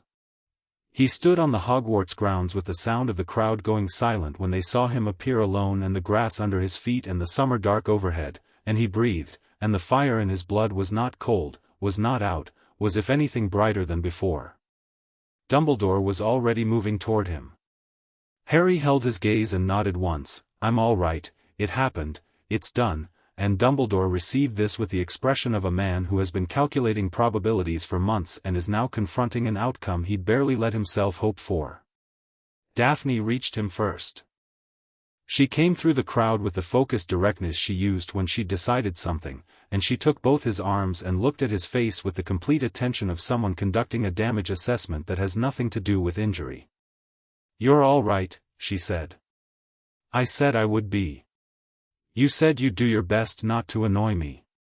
She was still holding his arms. Her eyes were very bright. This was a strong performance on that front. "I thought you'd appreciate it," Harry said. She did something she almost never did in public, which was rest her forehead against his briefly, just for a moment, just long enough to be real. Then she straightened and turned to face the crowd and the chaos and the arriving professors with the composed expression she wore in the world, and Harry stood beside her and felt the summer night and the fire in his blood and the fact of being alive and choosing it. Behind them both, across the grounds, Fleur Delacour was watching. Her expression was something Harry would have described, if asked, as someone seeing the shape of a story they'd been part of from the beginning and finally understanding how it fit together. She looked at the sky where the Beauxbatons carriage would go tomorrow, back to France, back to her family in Beaumont and the French ministry and a very long road she now had specific ideas about how to walk. She looked back at Harry, and he was already looking at her because he'd been tracking the rooms since he arrived on the grounds and he never stopped tracking rooms. "Next year," she said, across the distance. Not a question. Next year, he agreed. The maze behind them was dark and still, and Voldemort was alive and wounded and incomplete, and the Horcrux hunt was half finished, and the wizarding world was about to be told something it had been refusing to hear, and Harry Potter was 14 years old and entirely unafraid. Chapter 6, The Brand That Burned. The summer after the Triwizard Tournament had the quality of a held breath. Not Harry's, he'd exhaled in the graveyard and hadn't needed to hold it again since. But the wizarding world was holding its breath with the determination of a community that had decided, collectively, that if they didn't acknowledge a thing loudly enough it might unhappen. The Daily Prophet ran 17 articles in June alone about how Harry Potter was attention-seeking, disturbed, dangerous to public confidence. Cornelius Fudge gave 3 separate interviews about the robustness of wizarding security. The phrase "there is no cause for alarm" appeared in print so many times that Hermione tallied it and sent Harry the number in a letter with a single underline beneath it, which was the Hermione equivalent of a scream. Harry spent July at the Burrow and August at Grimmauld Place, which Sirius had opened up with the contained enthusiasm of someone who has been given back something they thought was gone and is still slightly afraid to look at it directly. The house was dark and full of old magic, and Sirius moved through it the way people move through childhood homes they've returned to as adults, navigating by memory, updating it in real time, occasionally stopping in a doorway with an expression that took him somewhere else briefly before he came back. Harry let him come back at his own pace. He sat in the kitchen and ate whatever Molly Weasley sent over and read and planned and wrote letters, and on the evenings when Sirius came downstairs looking like someone who'd been in his own head too long, Harry would set up the chess board and they'd play until midnight. Sirius was an excellent chess player. He played aggressively and creatively and sometimes brilliantly, and he lost to Harry with the healthy frustration of someone who genuinely wanted to win and was working out why he kept not doing so. "You're too patient," Sirius said one evening in August. He meant it as a criticism, but it came out sounding like something between admiration and complaint. "My opponent always moves eventually," Harry said. "I just need to be in the right position when they do." Sirius studied the board for a while. Then, "Your dad played like a cavalry charge." "I know. I've seen his games in the yearbooks." Sirius looked at him. "You found those?" "Second year. The restricted section has the full archive." "Of course it does." He moved his knight without fully thinking it through, which Harry had been waiting for. "Your mum played like you. Quiet until suddenly you'd lost and didn't know exactly when it happened." Harry moved his bishop. "Checkmate in 3. He didn't say it yet, just let it sit. "What was she like?" he said. Not the way he usually asked things. He asked most things with a specific answer in mind, but genuinely open. Sirius was quiet for long enough that Harry thought he might not answer. Then, "She was the kind of person who made you feel like you'd said something interesting even when you hadn't. Not flattery, she wasn't like that. More that she listened well enough that you ended up saying the interesting thing eventually, because she was so clearly waiting for it." He paused.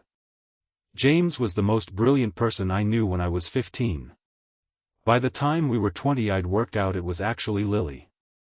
James just had more noise around his brilliance." "She sounds like Daphne," Harry said. Sirius looked at him with the expression he sometimes got, fond and slightly grief-adjacent, like two emotions occupying the same space. "Yes," he said. "She does, a bit." A pause. "Daphne Greengrass. Cyrus Greengrass's daughter." "Yes. Cyrus is, I know what Cyrus is," Harry said. "Daphne is Ismeni's daughter." Sirius absorbed this with the care of someone for whom the distinction actually matters. "Ismeni Greengrass is a good woman in a complicated position," he said finally. "Yes," Harry said. "Her daughter inherited both." He moved his rook. "Checkmate," he said. Sirius stared at the board for a moment and then sat back and laughed, a real one, the kind that had been coming more often as the summer went on, the kind that sounded less like something escaping and more like something chosen. "How long?" he said. 4 moves ago, Harry said. I was waiting to see if you'd find it. Your mother would have done exactly that, Sirius said, and this time the grief and the fondness had sorted themselves out, and the fondness was what stayed in the room. 5th year began with the order and the ministry and the particular social violence of a society that has decided the messenger is the problem. Umbridge arrived at Hogwarts in September with her pink cardigans and her clipboard and her quality of institutional certainty that was more dangerous than most things that announced themselves as dangerous. She moved through the castle like mold moves through bread, slowly, comprehensively, reshaping the environment from the inside. Harry watched her for exactly 1 week. Then he told Daphne, she's going to be worse than Snape within a month. She's already worse than Snape, Daphne said. Snape dislikes people with personality. She dislikes people with ideas. That's a different category of problem. Umbridge called on Harry in her first class and he answered her question about defensive magic with the same straightforward accuracy he brought to everything, and she smiled the smile that didn't reach above her mouth and told him that there was no need to practice defensive spells because there was no threat. The Dark Lord has returned, Harry said. The class was very quiet. That is a very serious accusation, Umbridge said, with the patient tone of someone explaining something to a child who has said something embarrassing. It's a statement of fact, Harry said. I was present. I have specific details I'd be happy to share with anyone who wants them. Detention, Mr. Potter. I'm aware, Harry said. I'll be there. Daphne said afterward, you knew she'd give you detention. I said what was true, Harry said. The detention is her problem, not mine. What happens in the detention? She writes on your hand. He'd read the reports from the last 2 weeks, through the Order's intelligence. A blood quill. Leaves the words you write carved in the skin. Daphne's expression went very still. That's illegal. Yes. Are you going to let her do it? Once, Harry said. For the record. He paused. I'm going to document it and then I'm going to end her career with it. Daphne looked at him for a moment. How? Hermione has been corresponding with the Department of Magical Law Enforcement since 3rd year. She has 3 contacts. She also has Rita Skeeter in a jar and has had her there since June. He met Daphne's gaze.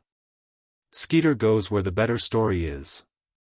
Right now we're the better story, we can give her a ministry corruption piece that's more interesting than character assassination, and she'll take it because she can't refuse something this good. He paused. We use her before she can use us. A beat. Then Daphne said, that's elegant. The document trail does the work. We just need the platform to make it public. Hermione's contacts, Daphne said. Does she know this is the plan? It's her plan, Harry said. I just helped with the timeline. Something shifted in Daphne's expression, the particular warmth she kept for moments she wasn't managing herself. She's your friend, she said. She's been my friend since the troll, Harry said. You both have been. I know. She paused. I like that you said both. Fleur arrived in England in October, which surprised no one who had been watching her at the end of the previous year and surprised everyone else. She came with the stated purpose of working at Gringotts on an exchange program with the French Wizarding Bank, and with the unstated purpose of working on the project she and Harry had discussed in the library at Hogwarts. She was 17 and employed and operating in the world with the confident self-possession of someone who has decided exactly who they are and is no longer particularly interested in whether that suits anyone else. The Veela harmonic was still there when she walked into a room, but she carried it differently now, not performing its absence, not apologizing for its presence, just walking through it the way you walk through weather. She came to Hogwarts on a Saturday in November because Harry had sent her a letter, "We're ready." Or close enough. There are some things we need to discuss in person. She arrived and Daphne met her at the gate, which was Harry's suggestion and which Daphne had agreed to with the manner of someone choosing to invest in something rather than being asked to tolerate it. They walked to the library together. Harry watched them come in and thought that whatever conversation they'd had between the gate and the library had moved something between them, because Daphne's composure had the slightly softer quality it had after conversations that surprised her. "She's less annoying than I expected," Daphne said, sitting down. "Thank you," Fleur said, sitting across from her. "That was a compliment." "I know. So was that." Harry looked between them. "Should I leave you both to?" "No," they said simultaneously. He sat down. The soul brand question had two parts. The first was technical: could Harry trigger the cascade effect deliberately rather than through accidental contact? The second was strategic: assuming he could, how did you deploy that ability in a way that actually changed the world rather than just burning a few brands and making some powerful men angry? Fleur had been working on the second part since the previous June. She spread her notes across the library table with the systematic organization of someone who had been thinking about this as a project for a long time. "There are 412 active soul brands in Britain that we have identified through my grandmother's network," she said. "Probably twice that number we haven't identified. In France, approximately 300. Germany, 270. The numbers in Eastern Europe are higher but harder to confirm." She looked at Harry. "These are not random. They follow a specific network structure. The same 17 families account for approximately 60% of all active brands across Britain and France." "Old blood families," Daphne said. "Yes. And within those families, the network is hierarchical. Senior members hold brands on junior ones, on women, on political allies, on anyone they want to hold a lever on." Fleur pointed to a diagram she'd drawn. "What happened when Harry burned mine was a cascade within a single spider's web, Beaumont's network. All the brands he held burned simultaneously. But because the cascade is sourced from Harry's magic moving through the existing connections, it follows those connections like fire follows a fuse." "One source," Harry said. "Each network has a head." "Each network has a point of origin," Fleur said. "The person who placed the first brand in the chain. Every subsequent brand in that chain was placed with the authority of that original source." She met Harry's eyes. "If you place your hand on a person who holds a brand from a particular source and deliberately push the magic, not contact, not accident, but intention, every brand connected to that source burns simultaneously." Harry looked at the diagram. The 17 family networks. The spiderweb structure of each one, radiating outward from a central point. "Lucius Malfoy," he said. "He's the central node for the largest British network," Fleur said. 43 active brands under his authority. Some held directly, some through intermediaries. Daphne said, very carefully, "including women in this castle." "Including some at Hogwarts, yes." The library was quiet for a moment. Hermione, who had been sitting at the end of the table making notes throughout this conversation, looked up. "The legal architecture," she said. "Even if we burn every brand, the men who placed them don't face any consequence unless we can document what existed." "Skeeter," Harry said. "Skeeter plus my ministry contacts plus," Hermione looked at Fleur. "Your grandmother's network. How much documentation does she have?" "Enough for an international case," Fleur said. "She has been collecting for 30 years. She was waiting for someone with the ability to address the brands themselves. The legal case without the physical evidence is just history. The physical evidence without the legal architecture is just pain with no outcome." They all looked at each other. "Both at once," Harry said. Simultaneously, Daphne agreed. "The burns happen the same night the documentation is filed. Before the families have time to respond to either. Fudge will try to bury the ministry filing," Hermione said. "Fudge is going to have other problems," Harry said. "By November. If Umbridge's detention is documented correctly, his entire basis for managing the press narrative collapses." Hermione smiled, briefly and entirely, the way she smiled when a plan had reached the stage of being properly formed. "I'll have the documentation ready," she said. The detention happened on a Tuesday. Harry sat in Umbridge's pink office and wrote "I must not tell lies" with the blood quill while she smiled her closed smile and graded papers, and he kept his expression as neutral as hers and wrote in the exact careful script she required and let it carve into the back of his hand with the cold methodical pain of something designed to humiliate through compliance. He documented it afterward, Madame Pomfrey, who had been briefed, who recorded it with the careful notation of someone creating a medical record rather than reporting a complaint. He sent a copy to Hermione's ministry contact. He sent a copy to the Office of the Department of Magical Law Enforcement under the provision for reports of illegal instrument use in educational settings, which was a subsection that had been added in 1954 and never used and which Hermione had found in 3 hours of research in late October. He did not tell Umbridge.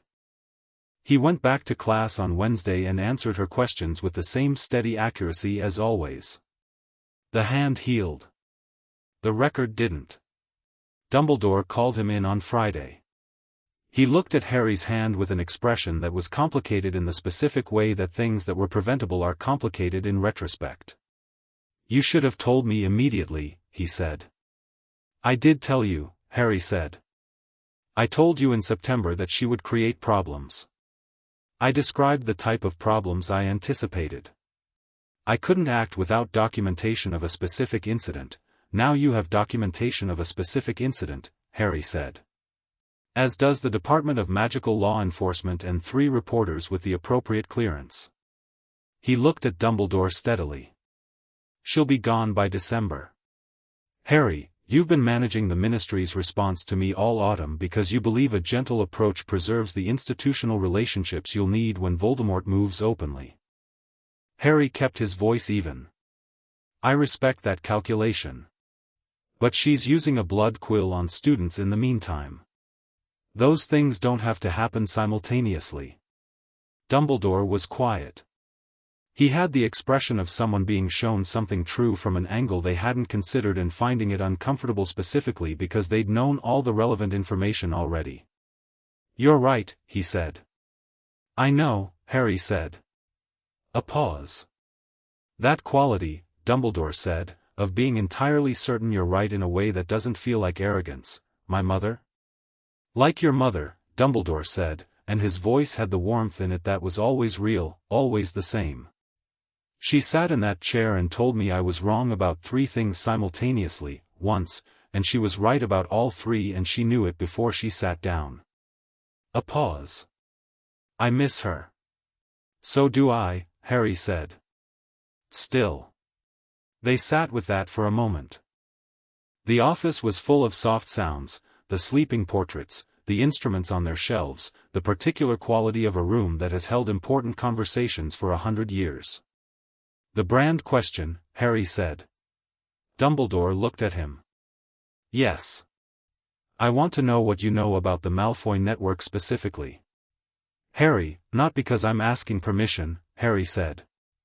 "Because it would save me about 3 weeks of research, and I'd rather not waste the time."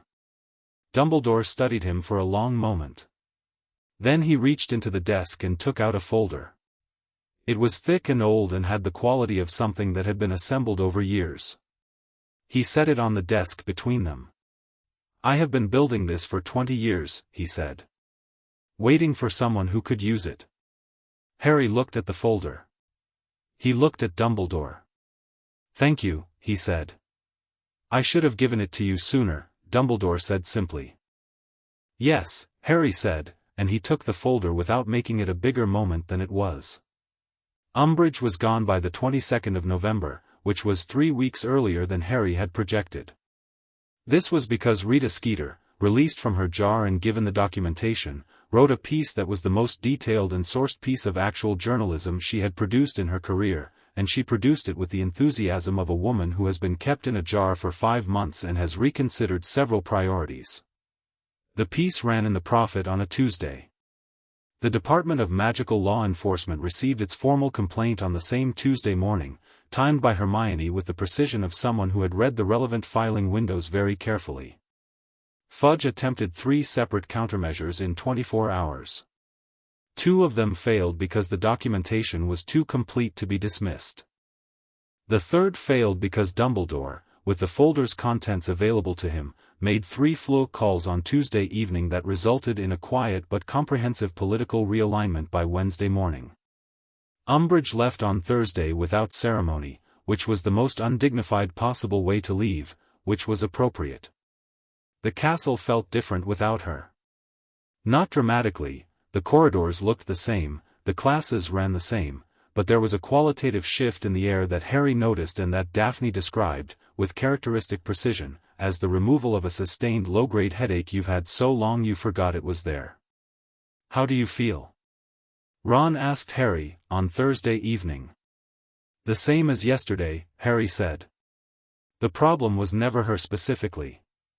"It was a bit her specifically," Ron said.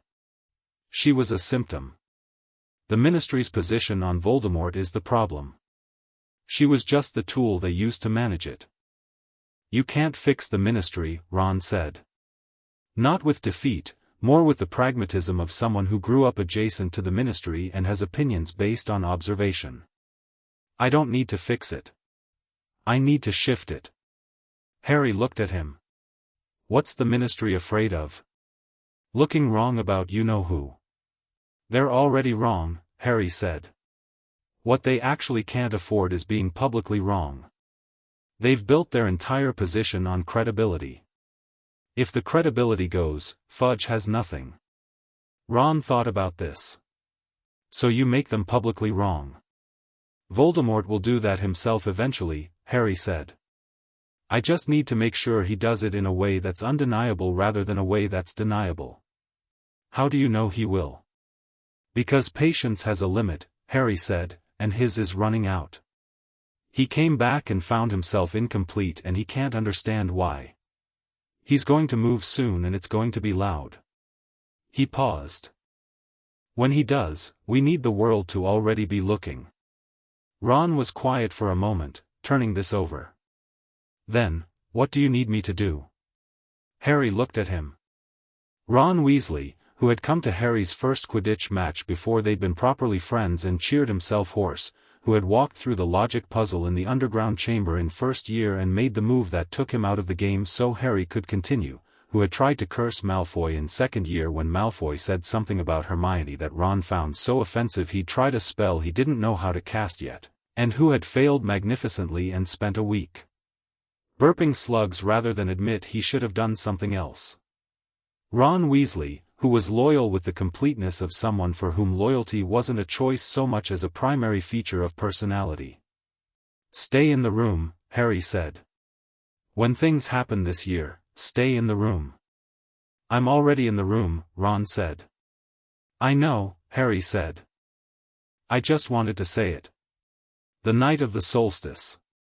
Harry had chosen it because the solstice was the longest night of the year and because old magic moved differently on the solstice, the way tides move differently in full moon cycles, the same principle, scaled differently. His mother's magic was old magic. The Soul Brand network was old magic. They operated in the same system. The solstice didn't amplify either, it just made the frequencies clearer, the connections more visible. They gathered in the room of requirement. Harry had asked for something large and plain and quiet, and it had provided an empty stone room with good acoustics and no furniture and the quality of a cleared space waiting to become what it needed to be. Daphne was there. Hermione. Fleur. Millicent. Neville, who had arrived at the request of Hermione with the expression of someone who had been asked into something large and had decided, quietly and without announcement, that he was in. Ron was there, sitting against the wall with his arms on his knees, watching Harry with the even attention of someone who has decided to simply be present for whatever this is. Fleur had brought her grandmother's documentation, sealed in a ministry-grade magical envelope, ready for simultaneous filing with the British, French, and German ministries at midnight. Hermione had her contacts prepared. Skeeter had been given the story and the timing and was, according to her most recent letter, vibrating with the barely contained joy of someone in possession of the best piece of journalism of their career. Tell me what happens, Neville said. Harry looked at him. Of everyone in the room, Neville asked the most genuine questions, not because he was uncertain but because he wanted to actually understand rather than simply be briefed. When I push the magic deliberately against a soul brand that's connected to a network source, Harry said, every brand connected to that source burns simultaneously. All of them, in every country where that network reaches. He paused. The people who were holding the brands will feel it. They won't know what happened immediately. But they'll know something significant has changed. Will it hurt them? Neville said. The loss of the brand? It'll feel like losing a grip on something you didn't know you were holding. Uncomfortable. Possibly frightening. Not painful in the way the brands are painful for the people who carry them. What about the people who had the brands? For most of them, it'll feel like a weight lifting that they didn't know was there. Harry paused. For the ones who've been branded long enough that they'd stopped noticing, it might be disorienting. Like coming out of a room you've been in so long you forgot there were other rooms. Neville nodded. His expression was the thoughtful one he wore when he was putting things together. My mother, he said quietly. The room was still. My mother and father were tortured into madness, Neville said. I know that's not the same thing. But, they're still there, in St. Mungo's. They're still there. And the people who did it, he stopped. Found the end of the sentence. The people who did it are still walking around. Some of them are in this network, aren't they? Some of them, Harry said. Neville looked at the floor for a moment. Then let's do it, he said. Harry stood in the center of the room with the Malfoy network documentation open in front of him, Dumbledore's folder, cross-referenced with Fleur's grandmother's files and 3 years of his own research, and felt, for the first time since he was 8 years old standing in a bookshop in Diagon Alley, the specific quality of this magic that was his. Not borrowed. Not inherited in the way that hair color is inherited. His, specifically, in the way that a tool fits a hand it was made for. The residue of his mother's sacrifice, living in his blood, trained for this one purpose, the destruction of every magic that overrides the free will of another person. Daphne stood to his left. She reached over and put her hand on his arm, not restraining him, not directing him, just present. He looked at her. She met his eyes with the steady directness that had been the most reliable thing in his life for the last 7 years. Ready? She said. Yes, he said. He reached. The Lucius Malfoy network went first. 43 brands across Britain and into France, he felt each one as a distinct point in a web, felt the web structure as clearly as if he were looking at Fleur's diagram, and then he pushed his mother's magic through the central connection with both hands and everything he had. The fire moved through the web like light through glass. Not slow. Not gradual. Instantaneous. Every brand burned. He felt it happen, felt 43 separate acts of unchaining, felt the magic snap back toward its sources like cut wire, felt the people who had been carrying them shift in their sleep or their chairs or their dinner parties, felt the disorientation spreading outward from 43 different points simultaneously. Then the second network. The third. He moved through them with the systematic focus of someone who had been preparing for this for years and was simply doing the work now. Some networks were small, 3 or 4 connections. Some were large. The Parkinson network was 17. The Knot network was 22. Each one went the same way, the push, the fire, the instantaneous cascade, the collapse of something that had been standing too long on a corrupt foundation. By the time he'd gone through all 17, he was on his knees on the stone floor, which he hadn't noticed happening. Daphne was beside him with both hands on his shoulders, not holding him up, he didn't need that, but present, a weight and a warmth. Done, she said. Done, he said. He breathed. The magic in his blood was quieter than it had been in years, not gone, not diminished, but settled, the way a fire settles after you've given it fuel and let it do what it does. He felt the absence of the soul fragment too, though that was a different sensation, the Horcrux in Voldemort's body that Harry's blood had poisoned from the inside, working steadily through the months since the graveyard. He felt it flicker, somewhere distant, and go out. That hadn't been part of tonight's plan. He filed it. Did it work? Ron said, from the wall. Yes, Fleur said. She was at the window, looking at something Harry couldn't see from the floor. Her face had the quality of someone seeing weather move the way they predicted it would. My grandmother just patron-used me. She felt them go. All of them? Hermione said. All of them, Fleur said. In France and Britain simultaneously. She turned from the window. Her expression was the most open Harry had seen it, not the practiced navigation of public presence, not the careful management of the harmonics she lived with. Just a person in a room where something she'd wanted for a very long time had just happened.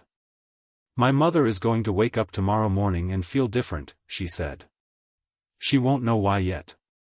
She'll think she had a good night's sleep. Millicent said, from the corner where she'd been sitting throughout, how many total? Counting all 17 networks, Daphne said, approximately 340 in Britain. Add France and the connected German chains and you're over 700.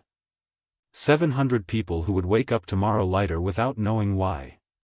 700 acts of unchaining, quiet and invisible, in the middle of the longest night of the year. Hermione was already at her bag, pulling out the sealed filings. She looked at the clock on the wall, 20 minutes to midnight. I need to send these now, she said. Go, Harry said. She went. Lucius Malfoy came to Hogwarts on Christmas Eve. Harry had expected this. He'd told Dumbledore the previous week, with the specificity of someone who had modeled the most likely responses to the solstice event and was working from the top of the list. Dumbledore had been present at the school and had permitted the visit because, as he said to Harry the morning before, I think it's time he met you properly. The meeting was in Dumbledore's office. Lucius arrived with his cane and his silver-gray robes and the particular quality of contained anger that is more dangerous than displayed anger because it is directed rather than vented.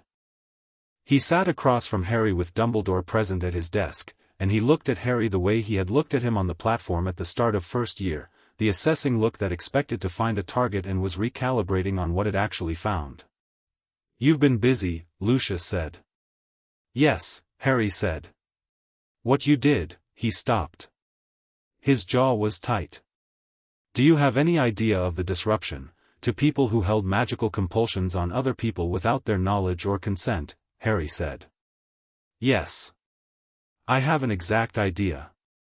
You've dismantled 3 generations of social architecture built on coercion, Harry said. I know. Lucius's expression went through several things very quickly. The anger was real and structured, not the bluster of a man who'd been inconvenienced but the cold fury of someone who has watched something they built with care and patience come apart. You think what you did was justice, he said. I think what I did was necessary, Harry said. I'll let the ministry and the courts decide about justice. That's what we filed the documentation for. The filing. Lucius's voice was very flat. You have no idea the consequences. I have very specific ideas about the consequences, Harry said.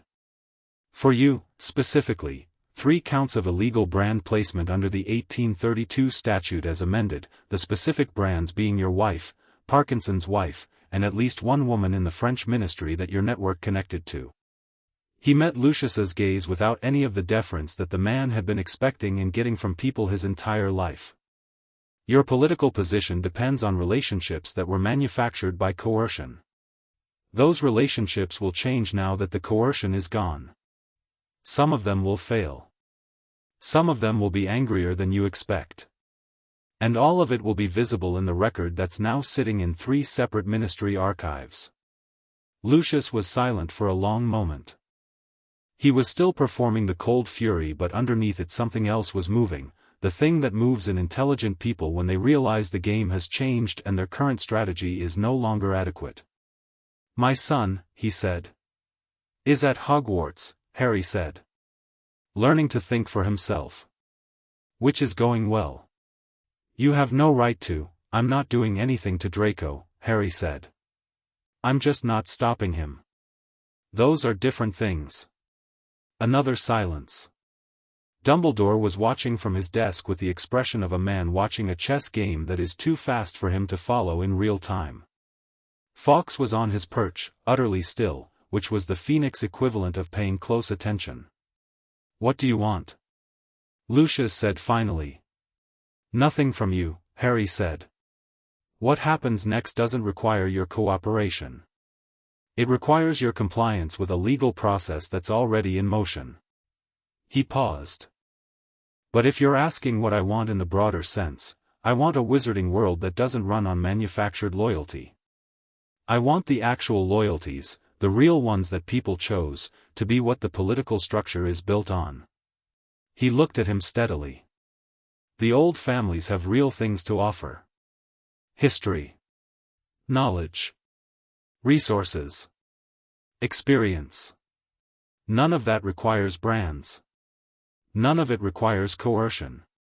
If your family's influence can't survive on its genuine merits, it never deserved to be influential. Lucius looked at him for a long moment.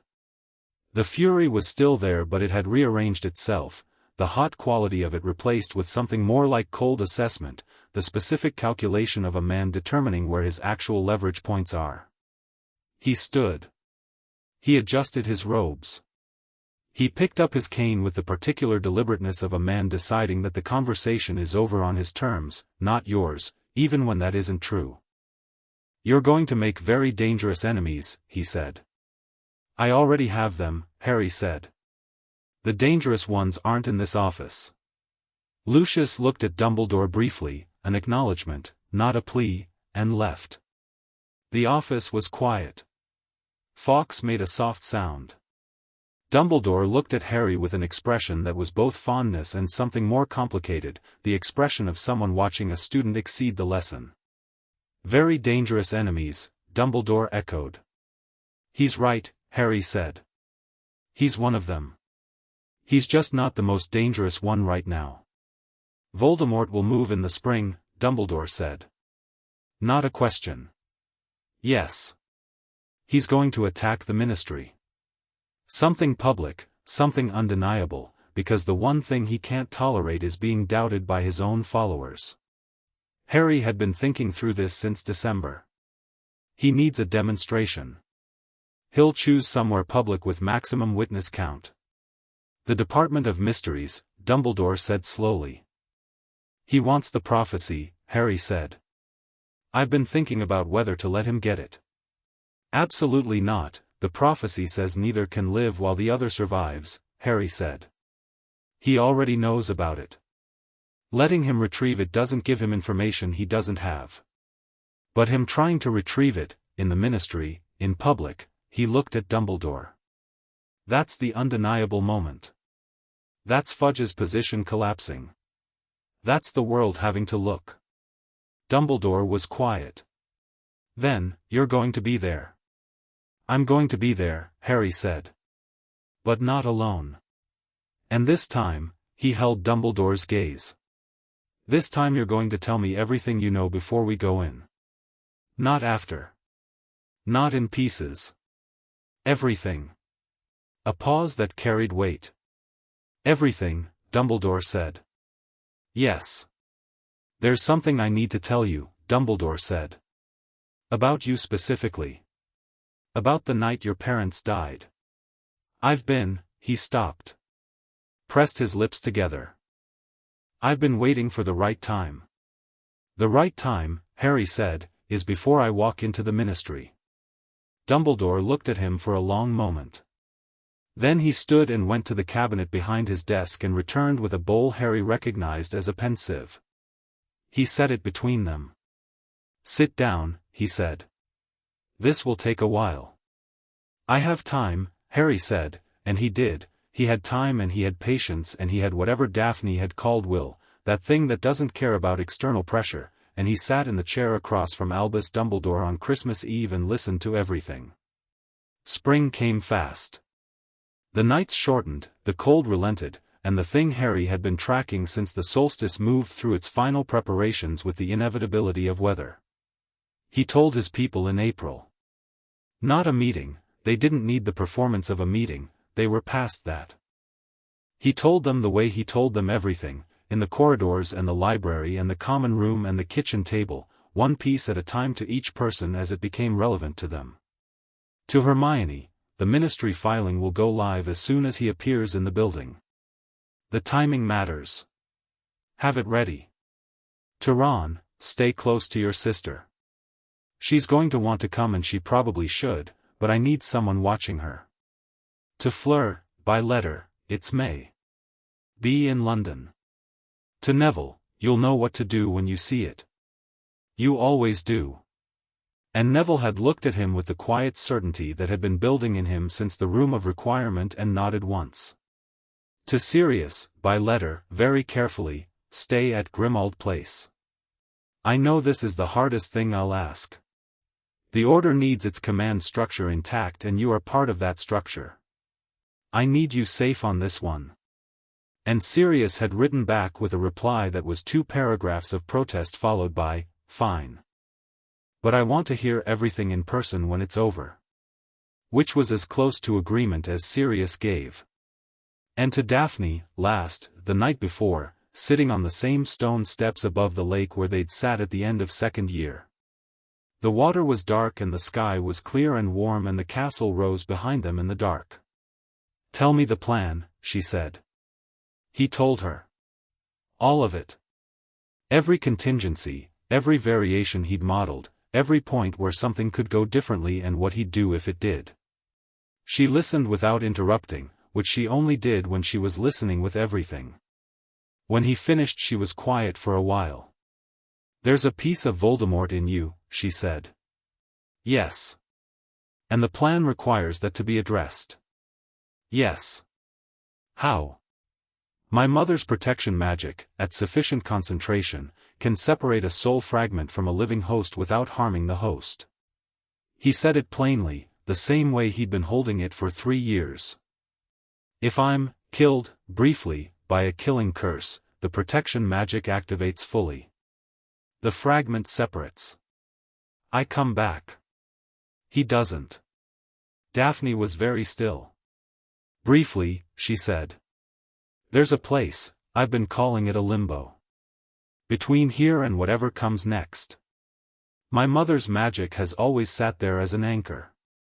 If the fragment is gone and the anchor is intact, I come back. He paused. The theory is solid. The theory, she said. Yes. She was quiet for a long time. The lake was still and dark and somewhere below it the giant squid made its slow invisible circles and the basilisk slept in the warm chambers below.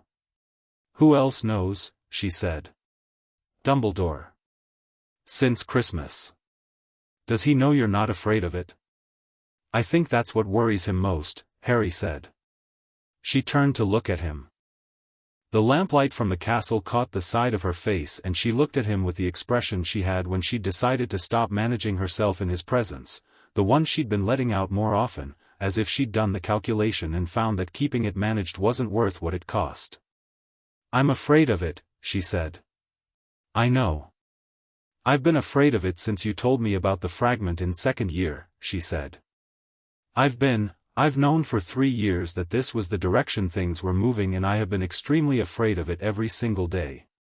She said it with the precision she brought to everything true. I want you to know that. I know, he said again. Don't say I know like it's nothing. I'm not saying it like it's nothing, he said. I'm saying it because I need you to hear that your being afraid it's the thing I carry most carefully. More carefully than the theory, more carefully than the plan. He turned to face her fully. I'm not afraid because I've made peace with the outcome. I'm not afraid because I know what I'm doing and I trust it and because, he stopped. Found the thing underneath. Because you're going to be here. On the other side of whatever happens tomorrow. And that is the anchor, Daphne. Not the theory. You. She looked at him. In the dark above the lake with the castle light on her face and the summer almost here, she looked at him and he looked back, and they had been doing this, finding each other across distances small and large, through letters and library corridors and lakeside evenings, for 7 years. Since a bookshop in Diagon Alley and a bulletin board and a girl who said the ministry legitimacy notice is the interesting one and then kissed him on the cheek and set the world on fire without knowing what she was doing. She took his face in both hands. The kiss was longer than the one at the Yule Ball and had everything in it that the years had built, not just the warmth of it but the certainty, the quality of something that has been decided so thoroughly it doesn't need to perform being decided. When she pulled back she stayed close, her forehead against his, her hands still on his face. "Come back," she said. "I will," he said, without a qualifier. "I know," she said, and for the first time she said it back and meant it exactly the same way. The Department of Mysteries. Harry walked through the corridor of doors with the particular calm of someone who has been in this building in his mind for 3 months.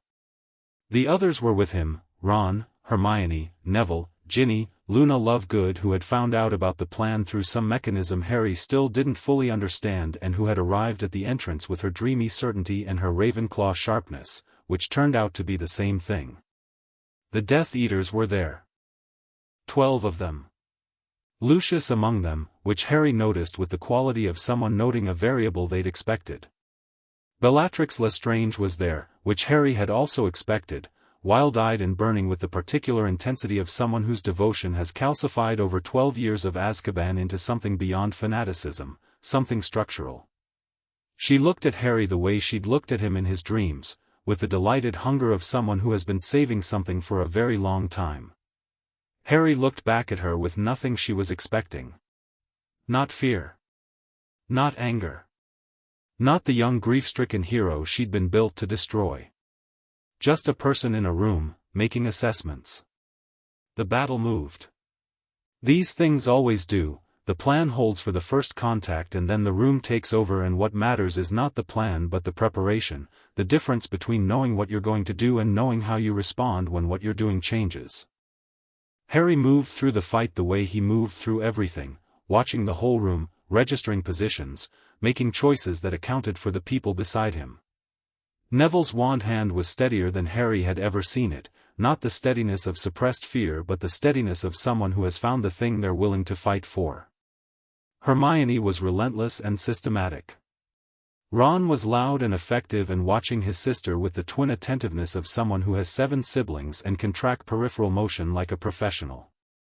Luna hit Dolohov with a stunning spell from 15 feet and then calmly acioed someone else's wand from across the room, and Harry made a note to never, under any circumstances, underestimate Luna Lovegood. The order arrived. Sirius, despite the letter, was with them. Harry saw him come through the door and felt something in his chest tighten and then loosen, because of course Sirius was here. Sirius was constitutionally incapable of staying in a safe location when someone he loved was in a fight, and this was actually a feature rather than a problem because Sirius fighting beside you was not a small advantage. He was fine until he wasn't. Bellatrix hit him with something that wasn't a killing curse but did its work, a spell that sent him backward through the veil with the specific terrible quality of something that is over before you understand it's happening. Harry stood and watched the veil settle and did not move for exactly 3 seconds. The rage that moved through him was unlike anything he'd felt before, not the hot reactive anger of being threatened, but something colder and more complete, the anger of someone who has been robbed of something they'd barely begun to have. He'd had Sirius for 2 years.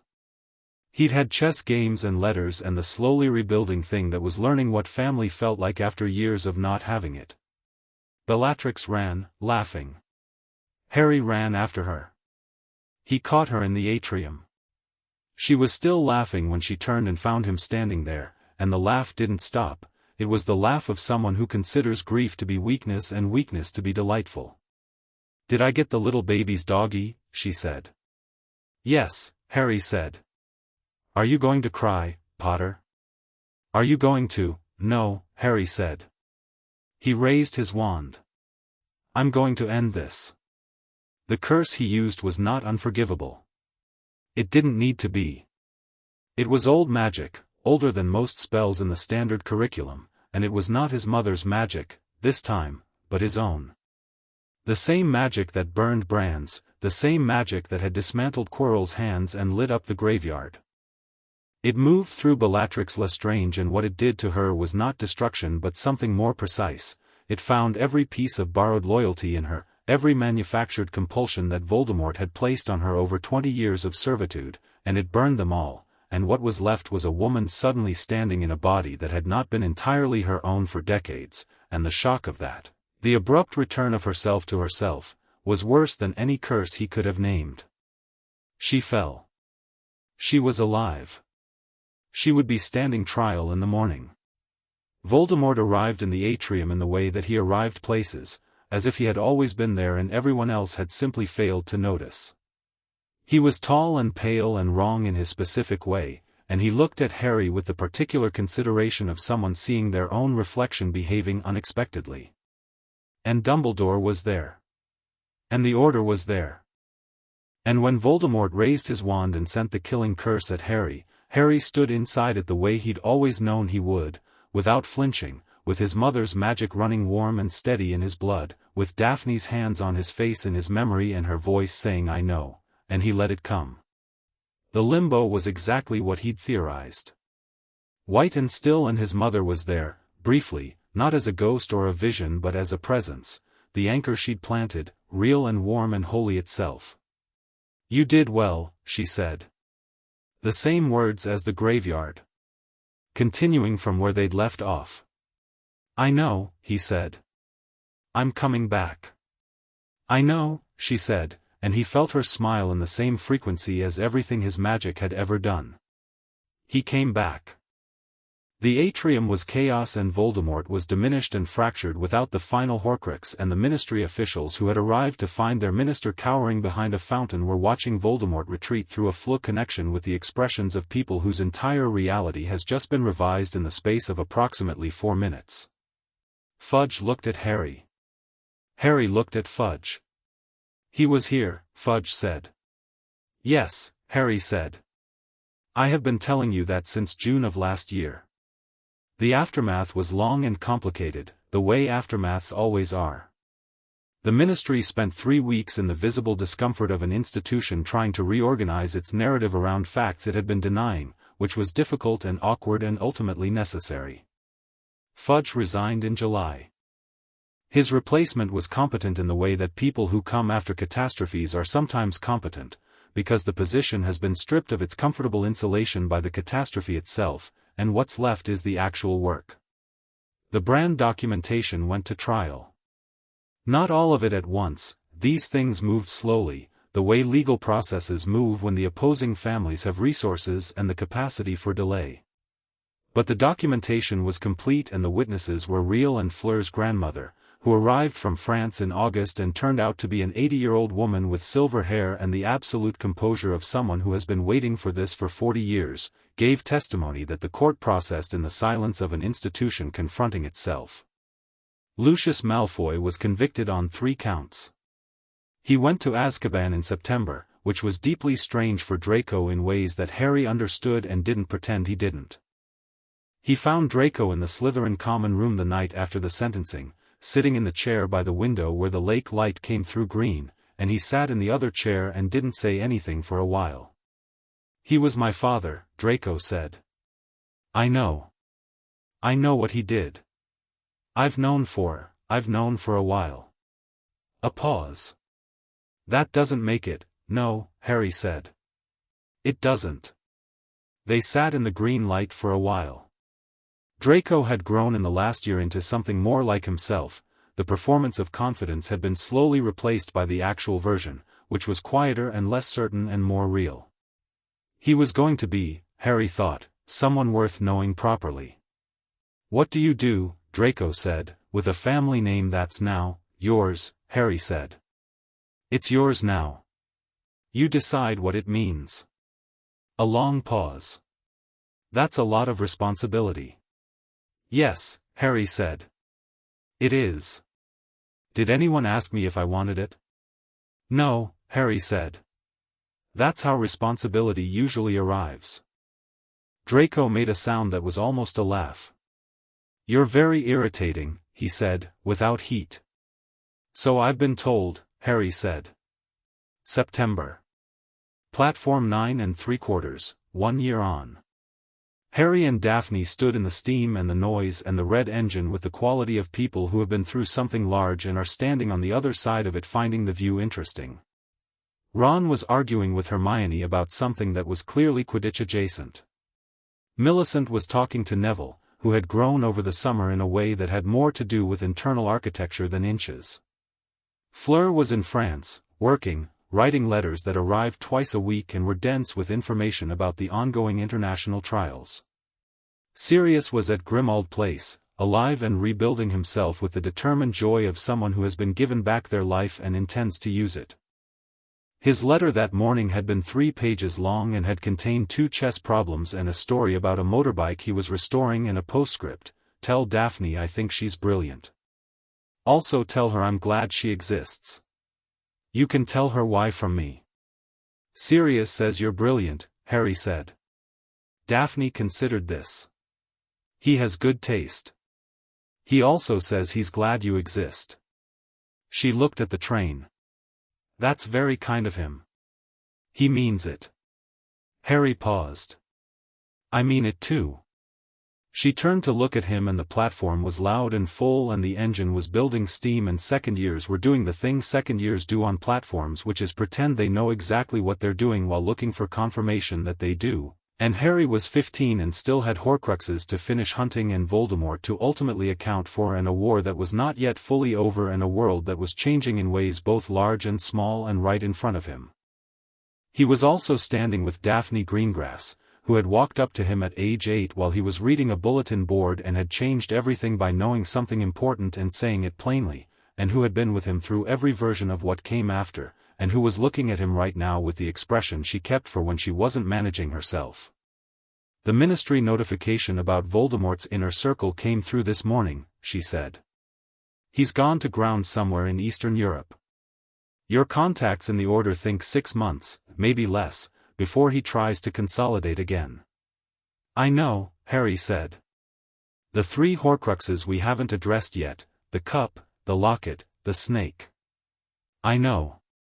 Nagini is the most difficult. She's sentient. The communication problem alone, I know," Harry said. "We'll work through it." She looked at him. "You have a plan. I have the beginning of one. I need your input on the middle." Something shifted in her expression, the warmth of someone given a role that suits them exactly. "Tonight," she said. "On the train." "Tonight," he agreed. She took his hand. He held it. The train blew steam and the crowd moved around them and the world was complicated and imperfect and in the process of becoming something different from what it had been, and all of that was true simultaneously with the fact of standing on this specific platform in this specific morning with this specific person. He thought about the girl in the bookshop with the brand on her and the clean, suddenly awake expression when it was gone. He thought about 700 people waking up lighter on the solstice morning. He thought about his mother's voice in the limbo, "You did well," and the anchor she'd planted and the fire she'd given him that ran in his blood like a permanent furnace. He thought about a small, brown, serious owl on a windowsill at 6 in the morning. He thought, this is what it was all for. He thought, we're not done yet. He thought, good. The train began to move and they got on, and the platform fell away behind them, and somewhere ahead Scotland waited, and somewhere ahead the work waited, and he was not afraid of any of it.